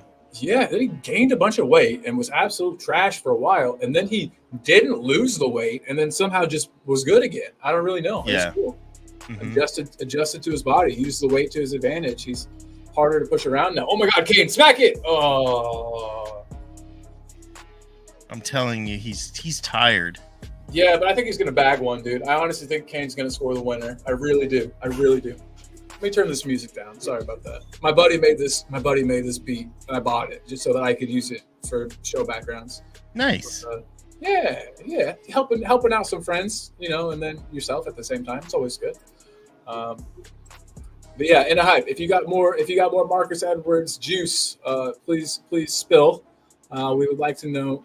Do you think he's got an attitude issue? Let us know. And look at this. James Joris was thinking 1-0 England. I don't know, James. What do you say now? 2-1? That was your initial guess. So now we've got time. But yeah, look at this. I have a bad feeling this is going to penalties, y'all. Will it have? You think it's going to go all the way to penalties? I do. I really do. I don't want it to, but yeah. In these big international knockout matches, so I know I talk about gambling kind of a lot. I'm not an expert gambler, but I find that your odds are probably best if you with these types of matches, bet it to end tied at 90. I think that you've got a pretty good shot at that almost any time. It seems to me silly not to, you know what I mean? Because both teams are fighting so hard just to not lose. They just need to make it till the end of the 90, square, with the other team, and then you see it quite often. So that's just what I go for usually. And I says Sporting Lisbon's manager is being highly sought after. So much so, West Ham were willing to pay the manager's 20 million euros release clause. So Marcus had some good moves to clubs who played nice footy. Nice, man. And the fact that they wanted him and that he's been wanted by multiple top managers, this is probably what Anaheim's getting at. I don't think that the attitude can be that big of a deal if he's been wanted by these many managers that are, for all purposes, top managers. So, yeah, man, sweet. Hopefully, maybe that quells some of your worries about Marcus Edwards, because from a monetary standpoint, it makes a ton of sense for us to bring him back. For one, he's homegrown, club trained, and for two, he's a pretty good winger, maybe better than some of what we've got. And with that whole percentage of whatever the fee he goes for coming back to us, it effectively makes him like 25% less expensive, or however that works out. Maths. I put the S on there because I know all of our English brethren are watching today. Yes. Again, I kind of care less about the. I don't know how much. I couldn't really care less about what it costs for him and stuff, because again, it's not my money. For sure. I'm just saying from like a realistic standpoint, I can see it. You know what I mean? I can see it happening. I like to football manager as well. I'm just only concerned about the harmony inside the in the clubhouse, so to speak. I don't like it when you have. I think we've got enough good players, or not. I don't say good as in like talent, but like good as in personality and good people as players on our squad now, that I think that even if he did have sort of a bad attitude, I think they would probably kind of knock that out of him. You know what I mean? They'd be able to bring him in, have him be part of the family. I used to think James Madison was the biggest prick ever, and he was one, man. Like, he spit at a cab driver or something one time. There's a story because the guy didn't know who he was and was, I don't know. And he would always be that guy outside of clubs being like, "Don't you know who I am? What do you mean I can't get in? I'm a professional footballer." It's like, bro, you play for Norwich. Like, chill out a bit. But no, and now look at him. You know what I mean? He seems like a wonderful guy. He does tons of work. He's always got time for, you see him with like fans with disabilities. Oh yeah, absolutely. Always got time for them. And I guess that just shows that you can have a bad attitude when you're younger, and you can get rid of it, And like I was saying, I did personally. I'm not saying I'm a wonderful, great person now, but I used to be a hell of a lot worse. So anything can change. And Hype says you also have someone who's an actual fan in Marcus Edwards. That is a very good point. Marcus Edwards is Tottenham through and through and through. Came through the academy, loves Spurs like us. So yeah, that's a good point, dude. And Hype, always good to have you here, my man. Always good. By the way, and Hype, do you have a channel? If not, you should do one, man, and do like scouting reports and talk about players. And I think that would be wonderful, dude. And if you ever did that, we would plug the absolute shit out of your channel for you, dude. So think about it. That'd be a really, really cool channel. Or I mean, yeah, we'll talk. Now I'm like, help me with content. But just kidding. And Hype, always great to have you. Look at this, Eze. What the fuck? Yeah, I would hide my face after that too, brother. Yeah. Maybe he needs to keep doing stupid shit like that. We'll get him a little cheaper. Yes, I was just about to say that. Don't get me wrong at all. I am obsessed with a near post goal. Like if you beat the keeper near post, I think it's like the most beautiful thing in the entire world. But that was not even close to being on frame. I wasn't close. Yeah, unfortunately, that was a bad miss. Ooh, nice. They're gonna call the foul. Yeah, they are. Free kick, England. In a danger zone. Man, if England was playing Spurs right now, it'd be like a guaranteed goal. This is that spot where we just could not stop teams with, you know what I mean? They'd whip it in and headed goal. We can't defend from over there. Don't know why. Oh, snap. Oh, okay. Spain versus France isn't until Tuesday. Yeah. Is that Foden taken? I thought they took Foden off. Yeah, he's taking this. Hey, question: do you want to do a watch along for that match on Tuesday? If you're not super busy. Sure. Yeah, we'll have to check your work schedule and everything. I'm just off, so I'm like, ooh. I'm gonna be off on Tuesday, so we're good. Nice, let's do it, bro. All right, so you guys heard it here. Anybody who's watching, if you're gonna be watching the match on Tuesday, tune in with us. We will be doing one of these. Yeah, that'd be awesome. Yeah, dude, Spain France, that's a great game. Oh my god, yeah, it should be incredible. I'm gonna throw the StreamYard link into the chat one more time. As things are getting ready to end, if anybody has any last minute comments, thoughts, whatever, please come on. And we say last minute. This could go on for another 30 easily. So yeah, probably will. Now that we think about it. Ooh, look at this. Oh, it's just a replay of that first goal. Okay, cool. Yeah, that John Stones with the assist. The guy that scored, Mbolo, I think that's Briel Mbolo is that dude's name, and he was a monster for a while. Who did he play for? I think it was that France team that's like that French team that's not actually in France. What are they called? They were Monaco. I think he might have played for Monaco. Monaco. Yeah, that French team that's not actually in France. Monaco. Yes. And that used to be like one of the richest teams ever. And then I think the story behind them is their owner got a divorce, and his wife was gonna get like half his shit, and so he sold off a bunch. I don't know. It was to try to rip her off in some way, which isn't funny. I don't know why I laughed, but yeah, he ended up selling off. It's petty. Petty is funny. Pettiness is funny. Yeah, I like it. I'm not laughing because she didn't get her whatever she just. They're millionaires. Fuck them. You know. Yeah. I'll be right back. I just gotta. Oh yeah, dude, you're good. Back. No worries, dude. No worries. All right, guys, this is crunch time, and I'm at 91.0789. But yeah, this is crunch time. I should have put money on that draw after 90. That's for sure.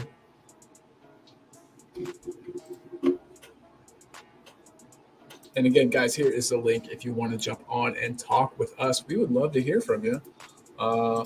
We really would. But look at this. Switzerland building from the back.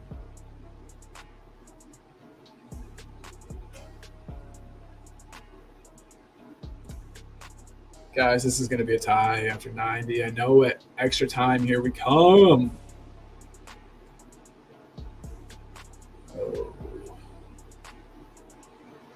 Again, everybody, 30 people in the room. Thank you all so much for tuning in, whether you're tuning in on Talking Ball.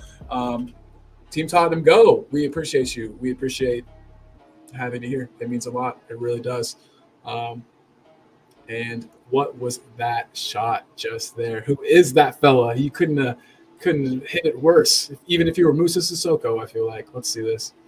Just watch. He doesn't let it fall far enough. No. Lean back, man. Players seem to know it's going to extra time as well. Or,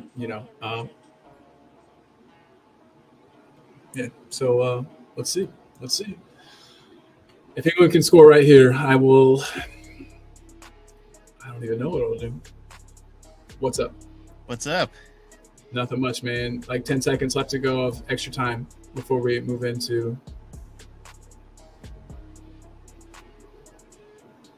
Yep. All right. Yep. Whistle's been blown, baby. Here we go. Another 30 minutes of play. Extra time next. End of regulation. Yeah. Let me fix this, boy. The gameplay's putting me to sleep, though. I know. It's just us, man. That's keeping me awake. So let's stop this dogger here.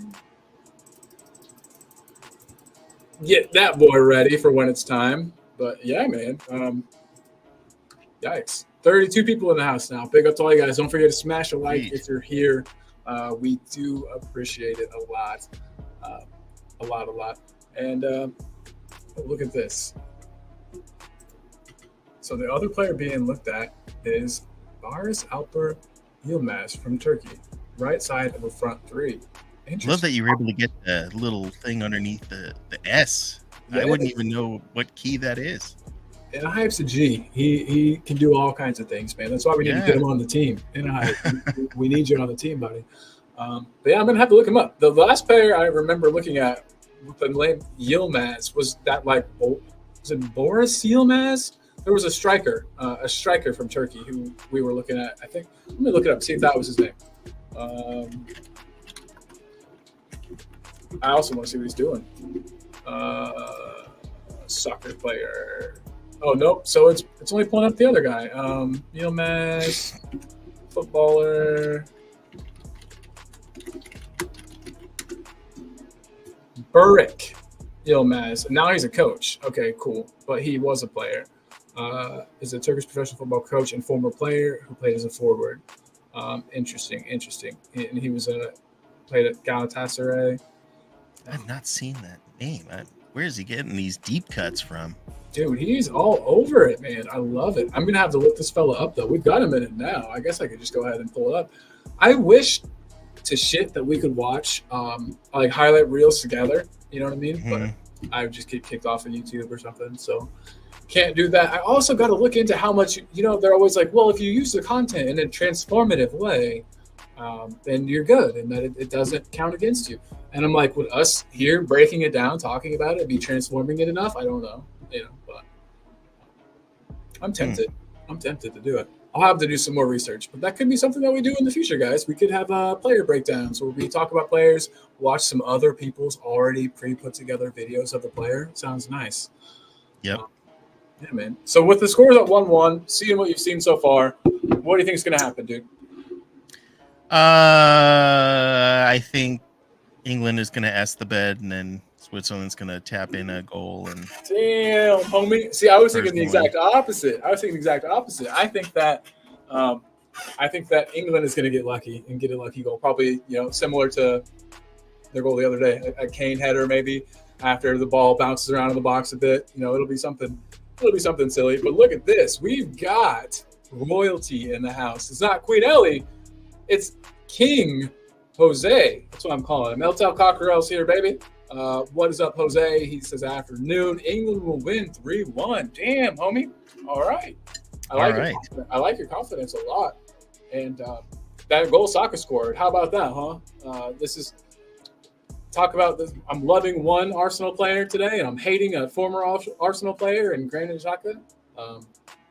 It's been an interesting one. It's cool too. I feel like, and maybe people in the chat, you can tell me for sure, but it seems pretty cool that I think people in England are able to put away their very tribal soccer rivalries to get behind the players. To get behind Saka. I know there's Spurs fans out there, myself included, that are cheering for Saka today. That are so. It does seem to me, at least, and Alan, also you think, but that people are able to put away their rivalries for international football, which is nice. Except for Switzerland, where, again, Granit Xhaka is a former Arsenal player. I have a hard time cheering the Arsenal guys on. Well, that guy also was just a prick and just absolutely fouled the shit out of people. Like he was a dirty player. It wasn't even just like he played for Arsenal. He was dirty. Mm-hmm. And then look at this, Jose. It's getting spicy. Spain to win the whole lot. Yes, Jose. I don't know if you heard, but there's going to be a watch along on this channel for that match on Tuesday. So if you want to tune in, man, if you want to be on, that'd be even better. But yeah, even better. Yeah. So just getting that out there. I'll have the thumbnail made, and I should probably make it right now and get that up so everybody knows that it will be on. Yeah. I hope everybody so far has enjoyed these two Americans talking soccer, talking about two teams that we've got no affiliation to in England and Switzerland, but zero. It's been a good time. And I mean, shit, we know Harry Kane, we know some, but that is the only Spurs, and I hate to call him a Spurs player because he's not, but you know what I mean? Only player affiliated with Spurs really that's playing or that's made it into the England squad at all. Which is we got Kyle Walker, Trippier. Yeah, that's true. But remember in the past how many players we would have called up. You know what I mean? Like half our squad seemed like we're called up to the England squad in the past. And it's not happening anymore. But is it weird that I don't exactly mind? No, I mean there was because there's always the risk that they come back injured. So I guess Don't get having fewer don't get a players go proper out. rest or a full preseason, or you know what I mean, that type of Mm-hmm. exactly. Yep. Yep, That yep. and that's something that's odd to me because again, in American sports we don't have anything like that where they leave and they go represent. There isn't an international football, game that's out there. There isn't an international baseball whatever that's out there. There isn't an international hockey that's out there, or a basketball international thing or whatever. So there's not really that worry that your player who you paid a ton of money for is going to go out and get injured representing their country doing whatever. Definitely. So It is a weird thing to wrap your mind around. And wow, can you imagine had that snuck in under the post? I know Pickford had it, and he had it, but man, that would have been insane. Oh, are they going to play out from the back short? Nope, going long. Who would have guessed? Me. I would have it's only what they do every single time. And the players are always back there showing for the ball, being like, "Hey, no one, I'm open. I can take the ball under pressure right here." Oh, real Ebola, what's he gonna do? Get rid of the ball, bro. I still, again, and I love Harry Kane. Still want him out. I still think they need to sub him. I think to win they need to sub him or something. Are they holding on to him for penalties? Do you think? Because he does smack them in. Probably. That's my thought. And maybe Cole Palmer was sort of, I don't know. He's getting awfully high up the pitch. I think that might have kind of been the idea, to have Palmer play sort of almost that second striker role, or right off of Kane, and then leave Kane in, because they know Kane's gassed, but he is basically a confirmed penalty. His penalty is going to go in. So. Well, and I think Kane likes to drop deep. He just naturally does. So they'll need someone who can be up there. Kane has been the highest player on the pitch. So, I don't know, most of the second half, as you were saying, he's out due to fatigue, probably. Mm-hmm. But hey. To be fair to any player, after 90 minutes, they're all gassed. So, regardless of age. But I think Harry Kane, it affects his performance maybe more than other players who are gassed.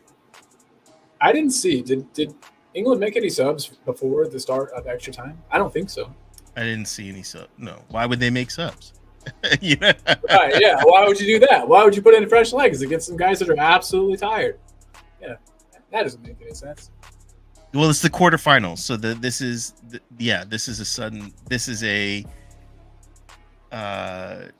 you lose, you're out. Yeah, at this point for sure. Yeah, but my thing is, I don't know. If I was a coach, I would have players just keeping warm, and I would just, you know what I mean, just ready for this exact situation. I would love to put in some fresh legs after 90 minutes. That would be absolutely incredible. But I get that, it wasn't that long ago when they made their subs, put in Cole Palmer, etc. So we'll see what we got. And passed in the middle of nobody. And a shoo.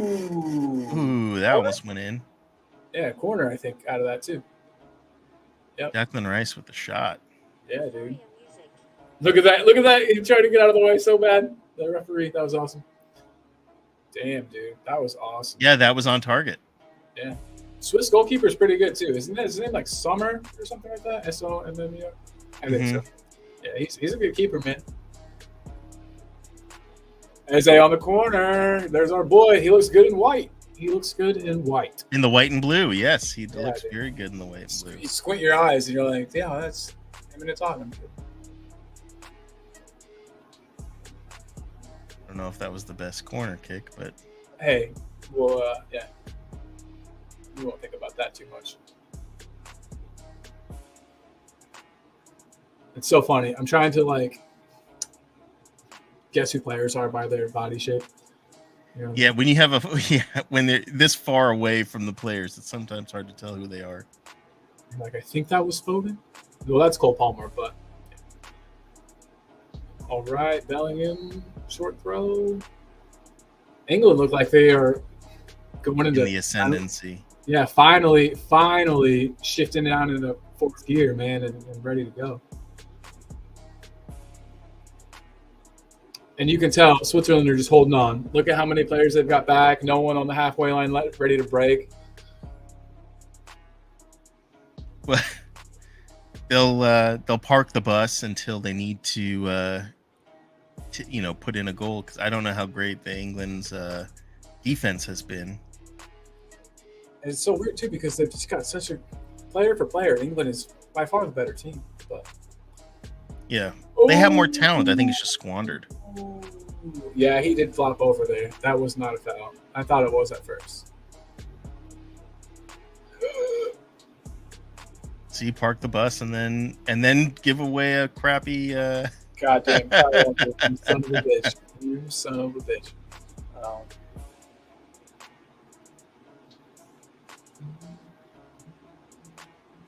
Yep. See, they're breaking down. They really are.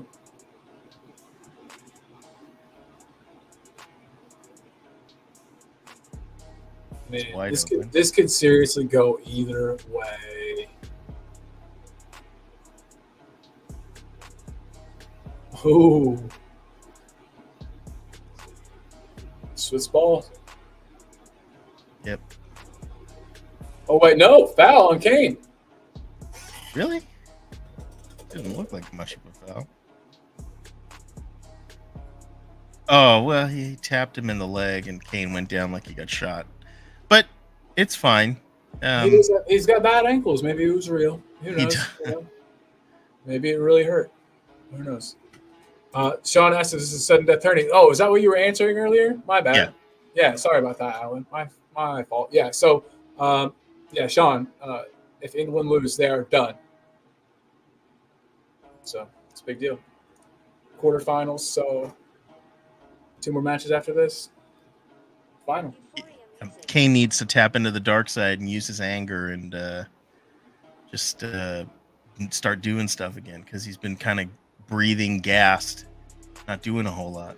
Do you think Kane has anger in him? I don't know if that guy ever even gets mad. You know what I mean? You're right. I don't know, because he gets a lot of hate. I've seen his Twitter. He gets a lot of hate. He sure does. He seems like the type of guy that would stub his toe and then be like, "Oh, sorry, table. I didn't mean to kick you." Like, you know what I mean? He's just so chill. You know? I guess too, if I was in Harry Kane's shoes, making the money that Harry Kane makes, I probably also would just be laughing at people and not giving an F about what people say about me or whatever, you know.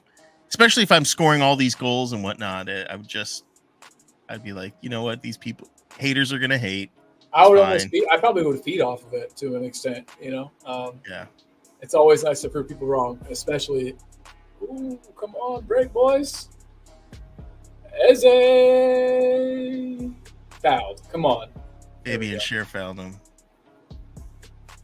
And he's like, "What?" I love that. I love when players clearly take somebody out, and they're just like, "Huh?" Oh, it's like he was so far behind him. Look at that. He was waiting for him. And then he's like, "Oh, what?" Trip already. Right. Sheesh. There's Luke Shaw. You got it, Sean. We got you back, brother.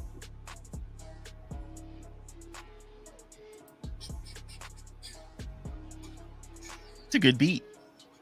Thanks, dude. He's actually the guy that made it actually is pretty good at this now. He kind of I think he's making his complete living making and selling beats. He recently produced 4 tracks for a pretty big rapper named Ritz, R-I-T-Z. Like the cracker. He's on the same. He's a white dude. Maybe that's why that's his name. Oh. Clever. Yeah. I hope that is. That would be clever. He's so he's a pretty big time guy. And my buddy just recently did I think 4 songs on his most recent album, and he's making it, dude. It's really, really cool. He's been working at it a long time, so I'm really proud of him. Nice. Yeah. Dude, I went to college with and then worked with, and yeah, man. Me and him. Good buds. He doesn't like soccer though, so it's the one knock I got against the guy. How could he not like soccer? Don't ask me. He's a basketball guy. Okay. Why are we just resorting to long pot shots? I mean, I'm not completely against the idea, but like, drive, penetrate.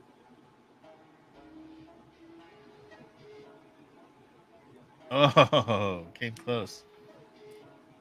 I thought the second one was going to go in. Yeah. Damn. Well, it looks I'm like okay with penalty kicks. I'm okay with that. I have no skin in this game, so I'm cool with penalty kicks. But I'm sure making it England five. probably don't want to go down that road. Well, especially, I mean, I'm sure you know, but Southgate was like, wasn't he the one that missed his penalty that lost England a tournament once? Mm-hmm. Like, yeah. My English national team history is shoddy at best, but I do know there was something with Southgate and a missed penalty, and got a lot of hate for it. Well, I mean, Southgate deserves a lot of the hate. I think he's not just for his play style, but his coaching. Yeah, absolutely. So we got 3 minutes left of extra time by my clock or by my stream here for the first half of extra time, I should say. Looks like our game clock has stopped. I'm going to have to reset that in a sec. But anyway, yeah. In a hype says the problem with England is they've got too many boring / similar players. 100% agree. But the problem is with the pool that they've got, the players they can choose from, they can easily mix it up. They could easily have a much more wide variety of players and different skill sets and be able to use them when necessary. But Southgate insists on picking boring players. Do you think James Maddison is missing? Do you think they would have been better had James Maddison been playing? I do. I know it's easy to say as a, you know what I mean? I'm a James Maddison fan, of course. But yeah, his creativity, and especially if they got him playing similarly to how he was at the beginning with Spurs, where he was just, just driving forward and penetrating through the opposition defense and just wreaking havoc. We really need that. I keep saying we. I'm not English, but I guess I was once, if you think about it. Being American, former English is that what you call us? But no. Yeah, I don't think y'all mind if I say we.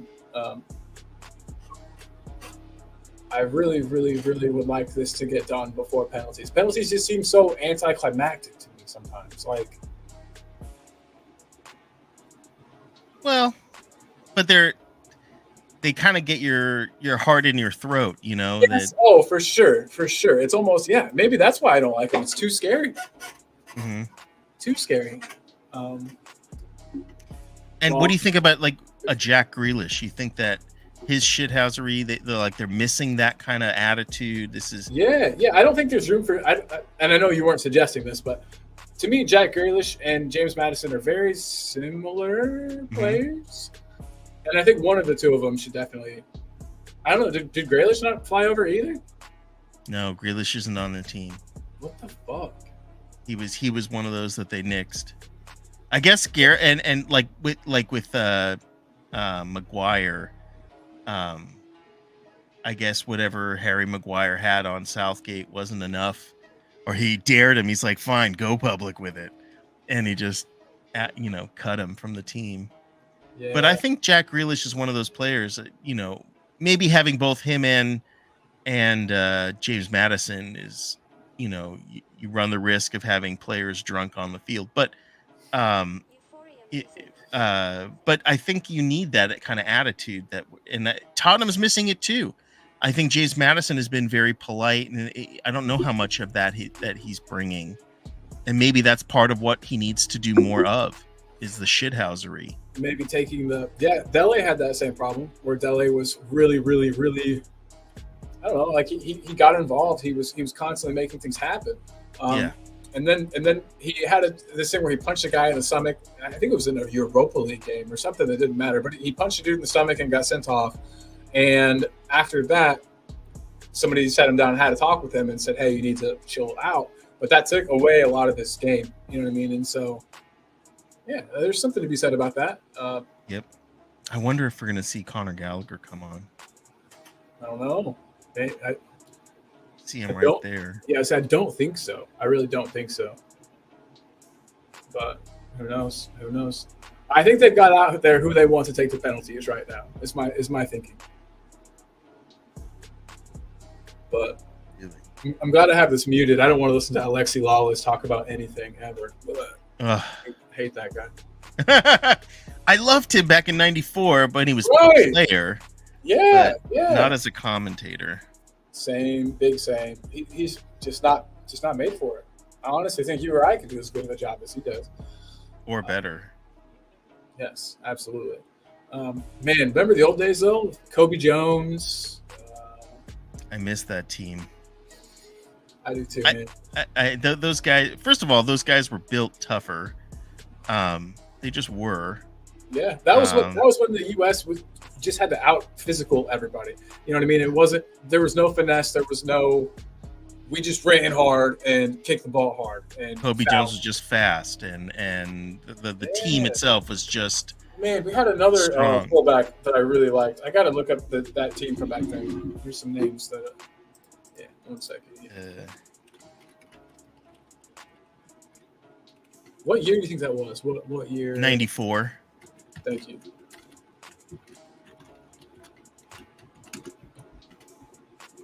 The United States team. It looks like we had Joe Maxmore. I liked Joe Maxmore a lot. Brad Friedel. Claudio Reyna. Yep. Eric Wynalda. Jesus Christ, bro. John Harkes. John Harkes was the guy. Oh my God, man. All right, but second half, extra time is about to kick off. Can England get it done? Can England get it done? I'm going to look at what the team was in 2000. There's this guy I'm thinking of that it must not be going far enough back.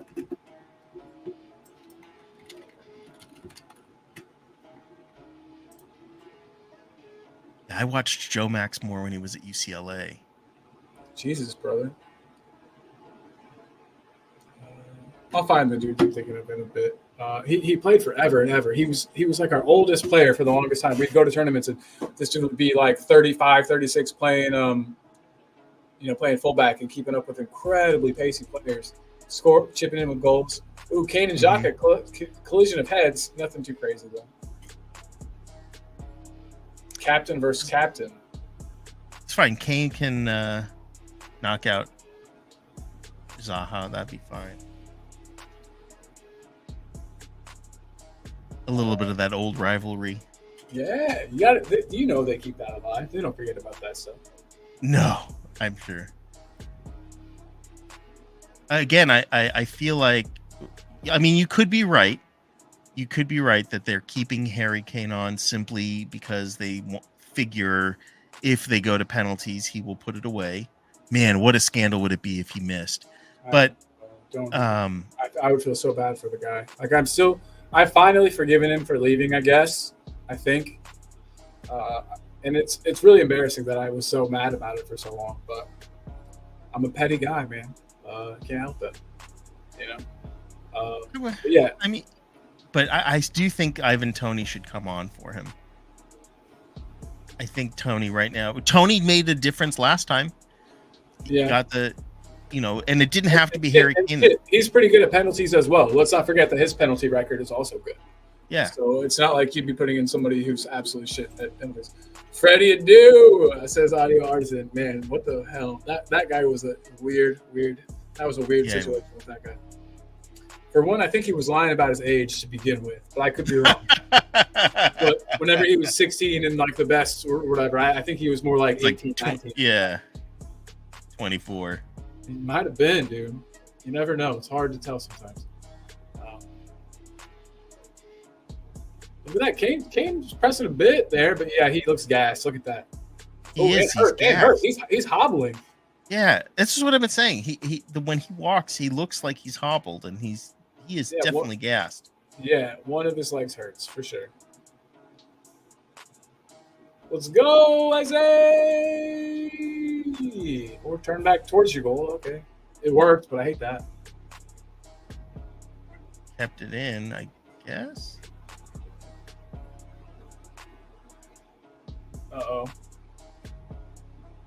Well, hey, Bring you're gonna on, get your wish. You're gonna get your wish, brother. bring on Tony. Oh, Keynes looks pissed. Ow, fuck. Is that a Kanji that did that to him? Yeah. And if it happens off the pitch, it's not even. I mean, I guess they both just slid around, honestly. Southgate looks like he about yanked his shoulder out of joint there. I know. Convey. Look at these names. Look at these names, man. Audio artisan. Ooh, are they bringing in Shaqiri? Jordan Shaqiri? He's Swiss, right? Yeah. Man, sometime after the show, like I said, I don't want to get political, but we need to talk about like Switzerland and all that crazy drama over in that part of the world. I forgot all about that. I remember on like one of the last World Cups, Shaqiri did some kind of a celebration that was like seen as, hey, look, there's your boy. They did it. Ivan Toney. All it took was Harry Kane getting injured. But let's go, Tony. Score this winning goal and price yourself out of Spurs market. No, see, even if he scores, I think people are concerned. I am not as concerned. Look, gambling is just one of those things. People have addictions to all kinds of stuff. Yeah, at least he's not smoking crack. Well, yes, definitely glad he is not smoking crack. Listen, I'm just saying. I bet there's other footballers that have smoked crack. Oh, well, yeah. It'd be easier if they were doing heroin. We could tell. Or meth, because we could see based on, they could get meth mouth. We can kind of tell. Yeah. But, you guys get that out there in California too, huh? Yeah, a little bit. We see them, yeah. In Indiana. The homeless, because we have a really bad homeless situation here in San Diego. That's so, yeah. we get, there's a lot of meth. Yeah. In Indiana, it used to be really bad, but they clamped down on it a bit. That's good. Yeah, man. Yeah. My county used to be like the highest in like the country, I think. Really? Yeah, it was bad. Lots of farms, you know what I mean? Those farmers. Mm-hmm. Where were they coming out of Kentucky and stuff like that? Yeah. Yeah, and then bad stuff. But we're getting away from the football. Sorry, everybody. Didn't mean to sneak into private Indiana life. So Luke Shaw's got the ball. I have a bad feeling that Tony might not even be able to get real involved. Well, he's got another 20 minutes about to do something. I think. Wait, he's only got 10 more. 10 more minutes? Is that one? Yeah. Mm-hmm. 2 15-minute halves. So they're about 5 minutes in right now. On the ground. Get up. Everybody watching. Get your last Please hit the like. prediction. Please hit the like before you do anything. Definitely do that if you guys don't mind. And then if you could, let us know. We've got just a few minutes left. Do you still think England's going to pull it out? Is it going to penalties? I think it's going to penalties. We'll have to wait and see, of course. Again, I from the neutral perspective, I'm totally cool with a penalty shootout. I think I like watching penalty shootouts, and when it's easy when you don't have any skin in the game. You don't feel so bad. You're like, okay, cool. I just want to see goals, but when you've got skin in the game, you're closing your eyes and your butt is clenched and you're freaking out. Definitely.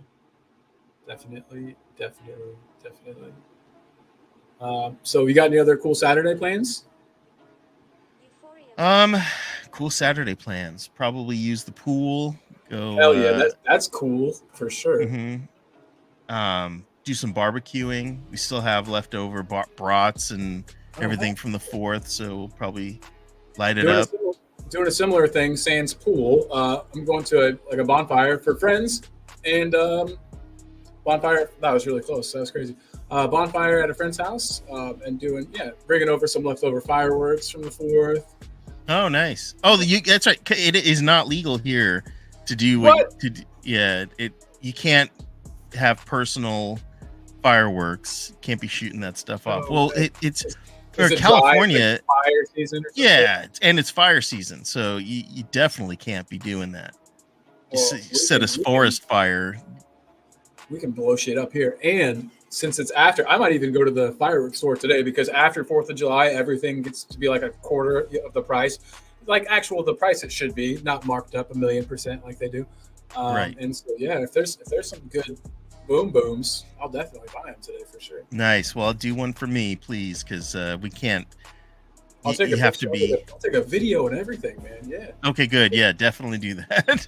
It looks, not just a what's it called, the Roman candle. Not just a Roman no. candle. We have these things called artillery shells. I'm sure you've heard of them. They're the tube it comes with like a tube and like an actual thing with a long wick, and you light it, drop it in, and it's like actual fireworks, man. It's Nice. Yeah. Very nice.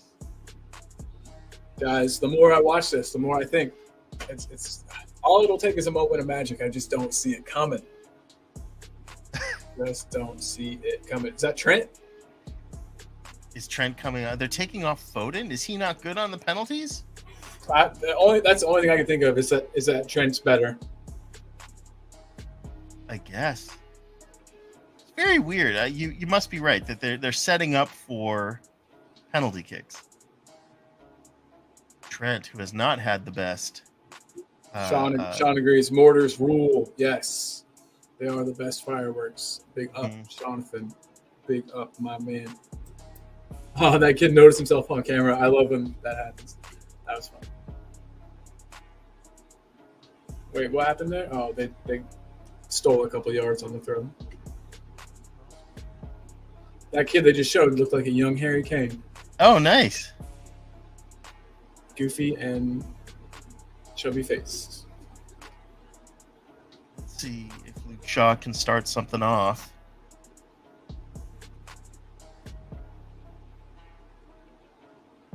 Nope. What? I wonder if they're just going to hold it until, Yeah, I could see that 100%, really. Just choking it out until penalty kicks. Though I don't know. When you said choking, I didn't know what was coming next. I was like, this is shoulder. Can we walk through this, sir? Just playing, of course. Here comes Trent. Maybe Trent can set something up. Oh, maybe. It does sort of look like they're just trying really hard not to lose the ball. Yeah. And they did, though. So, get him. It sucks. Oh, my God. No way. Okay. Izzy kicking it out. That's our boy right there. That's our boy.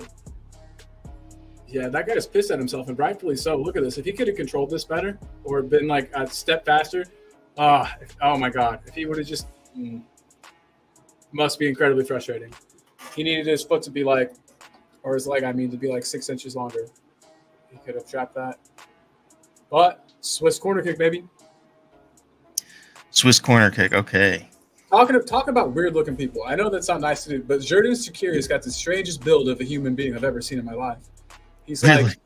he looks like you couldn't take him down if you tried. Like, very stocky and short, but yeah, strong. Like I wouldn't fight the guy. A lot of hockey players like that. I mean, the hockey players are big too, but some that are really short and stocky. Yeah, it's almost like he's bigger than Messi, but it's sort of like Messi-esque, and you know how it looks like it's hard to, it's hard to bring him down. His neck is also as big around as his head is, so that's another strong dude, strong neck, strong guy. Again, I wouldn't fight him. Oh, so it hit the crossbar. I thought Pickford punched it away. Same.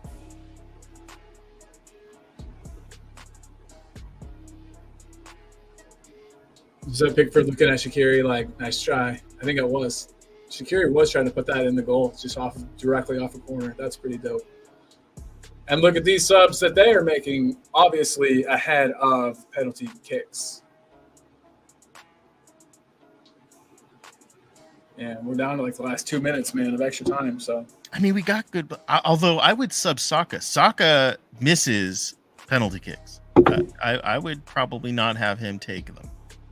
Yeah, they got a sub left.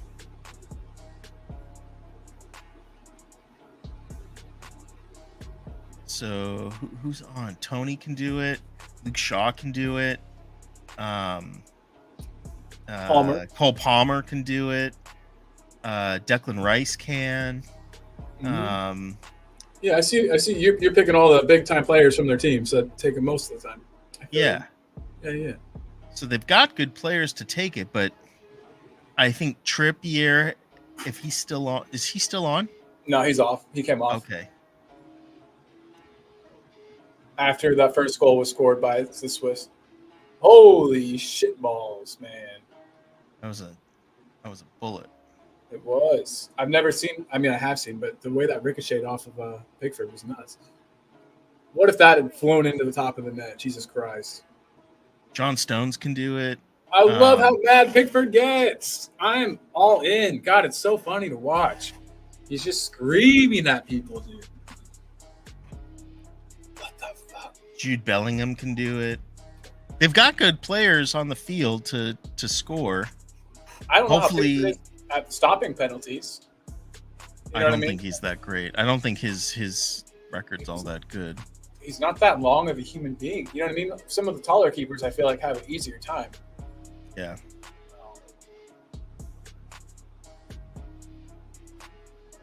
We're about there, as long as they don't fudge it up now.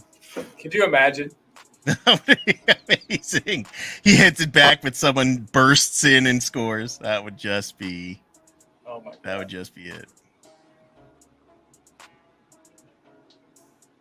And a country would freak out. Yes, it absolutely would. I didn't even notice. So I'm upstairs, and my wife snuck up. She made me a quesadilla. And Oh, nice. I didn't even know it was there.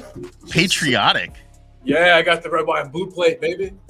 We're still in. I was wondering what you were going to put the hot sauce on, because I saw the hot sauce before the food. I'm like, is he going to put that in his coffee? That would be an interesting thing to do. I do love hot stuff, so hot coffee. I have to think about it. Spicy coffee. Yeah. I guess it always is hot, huh? But spicy coffee. Yeah. Oh, right in the face. But that was ballsy to not duck. I like it. Yep. There's one extra minute, so like 10 seconds to go. Just boot it up. You're not gonna. Oh, Oh, no penalty. That looked like a penalty. Let's have VAR come in and check that shit out. Shoulder barged him. See, right in the armpit. Look like a foul to me. I don't know. Shoulder to shoulder, I guess.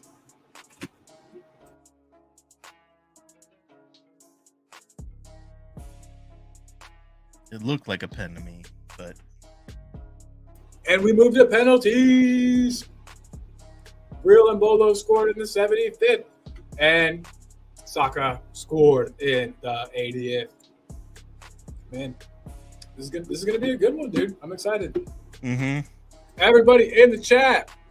Type the word butts if you think that England are going to win. I'll start it out. Put butts in the chat. Everybody put your butts in the chat if you think that England are going to win. And if you don't think that England are going to win, I don't care because they are. Do you think, speaking of rumors and stuff like that, do you think that Calafiori is going to go to Arsenal? Wait, is that a thing? It's who he's picked. I would hate that. Yeah. Also, Me too. don't they already have a pretty good defensive unit? They have a fantastic defensive unit. It's why I'm nervous about the move. Audio Arson got his butts in the chat. Good deal, Audio. He thinks England are going to win. So, yeah. Again, if you're watching and you think England are going to win the penalty shootout, just type butts in the chat. Ooh, look at this. Ooh, line drawn. Sean says butts as well. I don't know if we got any Swiss people watching the show. But, yeah. Or any Swiss cheese or anything. Ooh, Swiss cheese is good. I like Swiss cheese. Mm-hmm. Yum. But yeah, so I'm excited for this. Oh, and Netherlands, the Turkey. Netherlands, Turkey. Ooh, baby. That's going to be a good one too, man. Yep. Isn't what's his name? The big Turkey. What's his name? Shemtan. Shemtan's big into Turkey. He sure is. He's probably watching. In a hype says Butts. He thinks England's going to win too. Big up. In a hype. You saw mine. Butts from me as well. Kyle Walker is captain now. Kane off the pitch. Makes a lot of sense. Granite Shaka. What a D-bag. All right, here we go, guys. I like that they don't make you wait a long time between the end of the extra time and the penalties. Mm-hmm. So everybody, we got our butts in the chat. All the usuals, all the chatters. Appreciate you guys. Got their butts in. I'm excited to see the order in which they take these. I'm excited for a lot of stuff, man. Pretty excited to see Ivan Toney. I know Harry Kane. I love watching Harry Kane in general, but I'm glad that Ivan Toney's getting this opportunity, considering he didn't get much time to play. At least he gets this opportunity to shine in a penalty shootout. Absolutely. And if he does wind up with us, I think that this would be,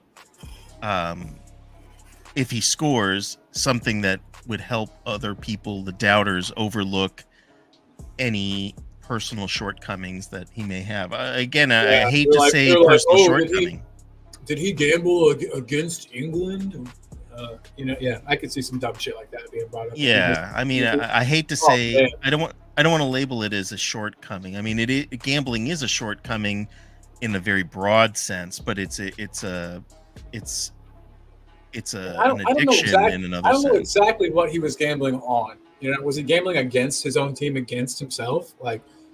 No, and it wasn't. It obviously wasn't bad enough because he didn't get Tonali got hit again. For more gambling, he's got a real problem. This, who knows? He was just gambling on, as long as he wasn't gambling on himself. Right, exactly, and that's the fear.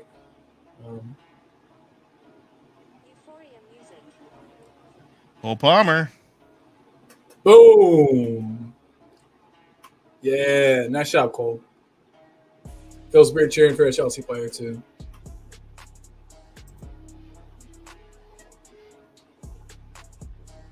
Penalties by the direction of the standing foot setup. Yeah, for sure. Definitely. Who is that? Is that a I used to be a player of the game in a hype. I'm just old and have arthritis now. But you're only, what you say, 31? That's not that old. 32. 32. 32. My God. It's my damn knees and my toe. That's the only thing. I got a bad big toe joint, and my knees are all whack. But other than that, I'm good. I could play for a solid half of football, and then I'm dead for a week. But I can do it.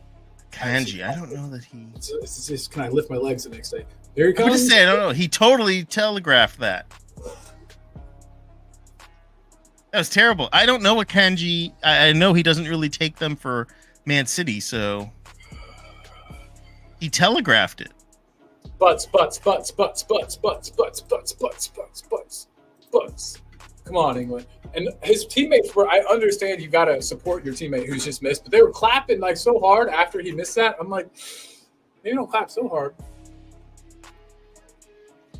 Let's see. I would assume Jude Bellingham is going to score this because it's Jude Bellingham. You think, but where do you think he's going to put it? Opposite wherever the goalie goes. Keeper's left, high up. That's my thought. Open his body into it a little and just. Well, the keeper just pointed that way though. He thinks he's knows. Yep. So. Opposite the way. Look at him. Oh my God. Look at him just staring down the keeper. Oh, never mind. He's talking to the fans too. I thought he was literally just making eye contact with that dude the entire time. It got awkward if he was. Yeah. You staring a little too long where you're like, what's going on? Boom. I don't know how I feel about the stutter step type run-ups, but I don't like it. I it doesn't I thought it was illegal. I thought you weren't allowed to do that. Yeah, it But feels they've loosened awkward. the rules. They've loosened the rules on that quite a bit. Yeah, it feels a bit like cheating to me. Yeah, it does. It does. I just want to run up, whether it's slow or whatever. The stutter step is fine, but not that one step. Yeah, just keep your pace. Like, you know what I mean? Your run up should just be a consistent pace, whether that's slow or fast. Like this.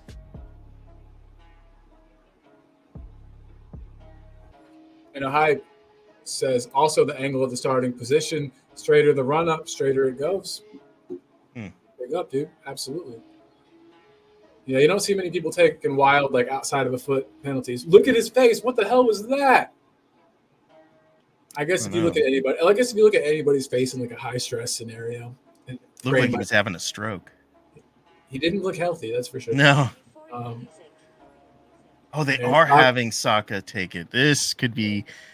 I'm excited to see what happens here. Yeah, man, he was the scapegoat. He was the villain after, Absolutely the villain. And he has missed for Arsenal in clutch situations, so I'm curious to see what happens.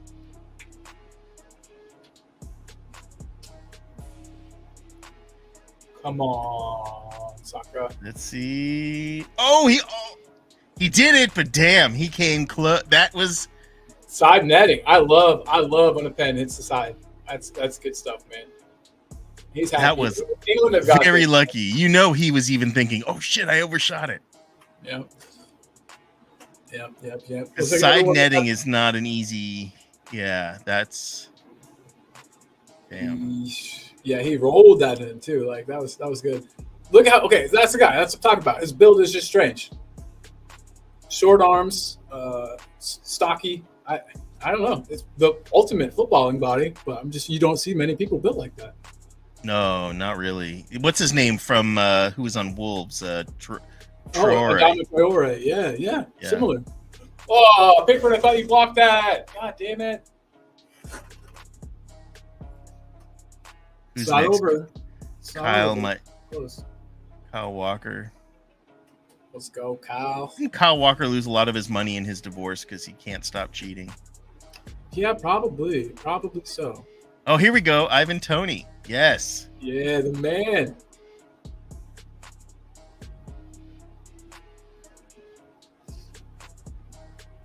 Now, if he scores, it highlights why we want him. If he doesn't score, his value goes down, which makes it easier to buy. So it's pretty much win-win for us here. True that.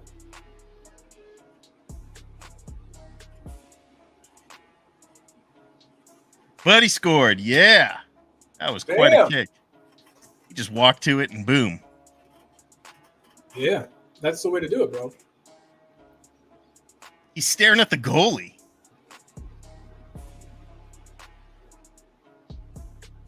That was sick. That was nice. I love it. Love it. See, so there was nothing missed by Harry Kane coming out. Nothing. Don't say that yet. They can still fuck it up. I mean, as far as Ivan Toney coming in to replace him. That's fair.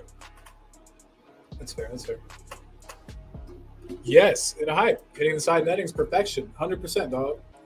Fully agree. I don't know that he was aiming for that, though. It looked like the way the ball was rolling, it didn't look like he was aiming that way. Oh, Pickford. Damn. Got done.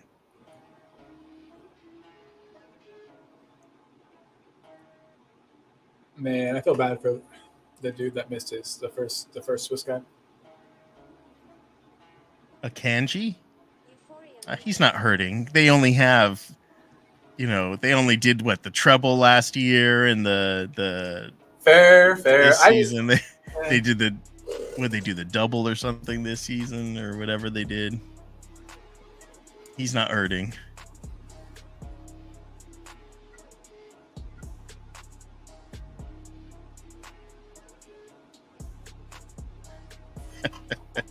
So far, I have cheered for a Arsenal, a Chelsea, and now a Liverpool player. What the hell is wrong with me? Ivan Toney doesn't even look at the ball. And boom! Audio artisan. That's it. That's it, baby. Boom. England are Wow. through on penalties. By the skin of their teeth again. I love it, though. I love it. I'm actually sort of getting addicted to it. It is, it's exciting. You know what I mean? So now they take on whoever wins Turkey, Netherlands, right? So I honestly don't fucking know, which is embarrassing. But obviously, I think that's the case. Yeah, because if we were going to have to play Spain or France, I don't think that would be until the final, if I understand correctly, with like the way that that it's broken up. Yes, and look, Eltel, Jose says you have cheered for future Tottenham players. Yeah, we have. Yes, we have. Absolutely. I think Tony would be a great future Tottenham player. I really do. I do as well. And I think maybe he's one of those players we might wait until towards the end of the window to try to grab, maybe on like on a cut rate deal. You know what I mean? Because I don't know, other teams aren't willing to pay what Brentford want for him, and I think other teams are prioritizing other players where he's kind of stuck with whoever wants him, versus teams that are clamoring for him. You know, yeah. he's but I think Tottenham are going to play the long game for him. I agree. For sure. Yeah, but that's okay. I think with the striker, you can kind of do that a little more than with certain other players. With the striker, the game is put the ball in the back of the net. You know, make sure you're not offside. Be in the box, be in the right places. I mean, that's something that's kind of the same for every team. So that was quite skillful of Tony, though. Inahype mentions it that he wasn't even looking at the ball. Yeah, 100%. That's just the way he takes penalties. He's ice cold when it comes to pens. Yeah, and he knows where the ball is going to be. Crazy. Yeah, everything except for his hold-up play and distribution. I mean, I'd say he's about as good as Kane. Sean put his butts in. He got his butts in. Big up, Sean. Big up, Sean. And yeah, guys. Well, we had a good stream. This was good. Uh-oh.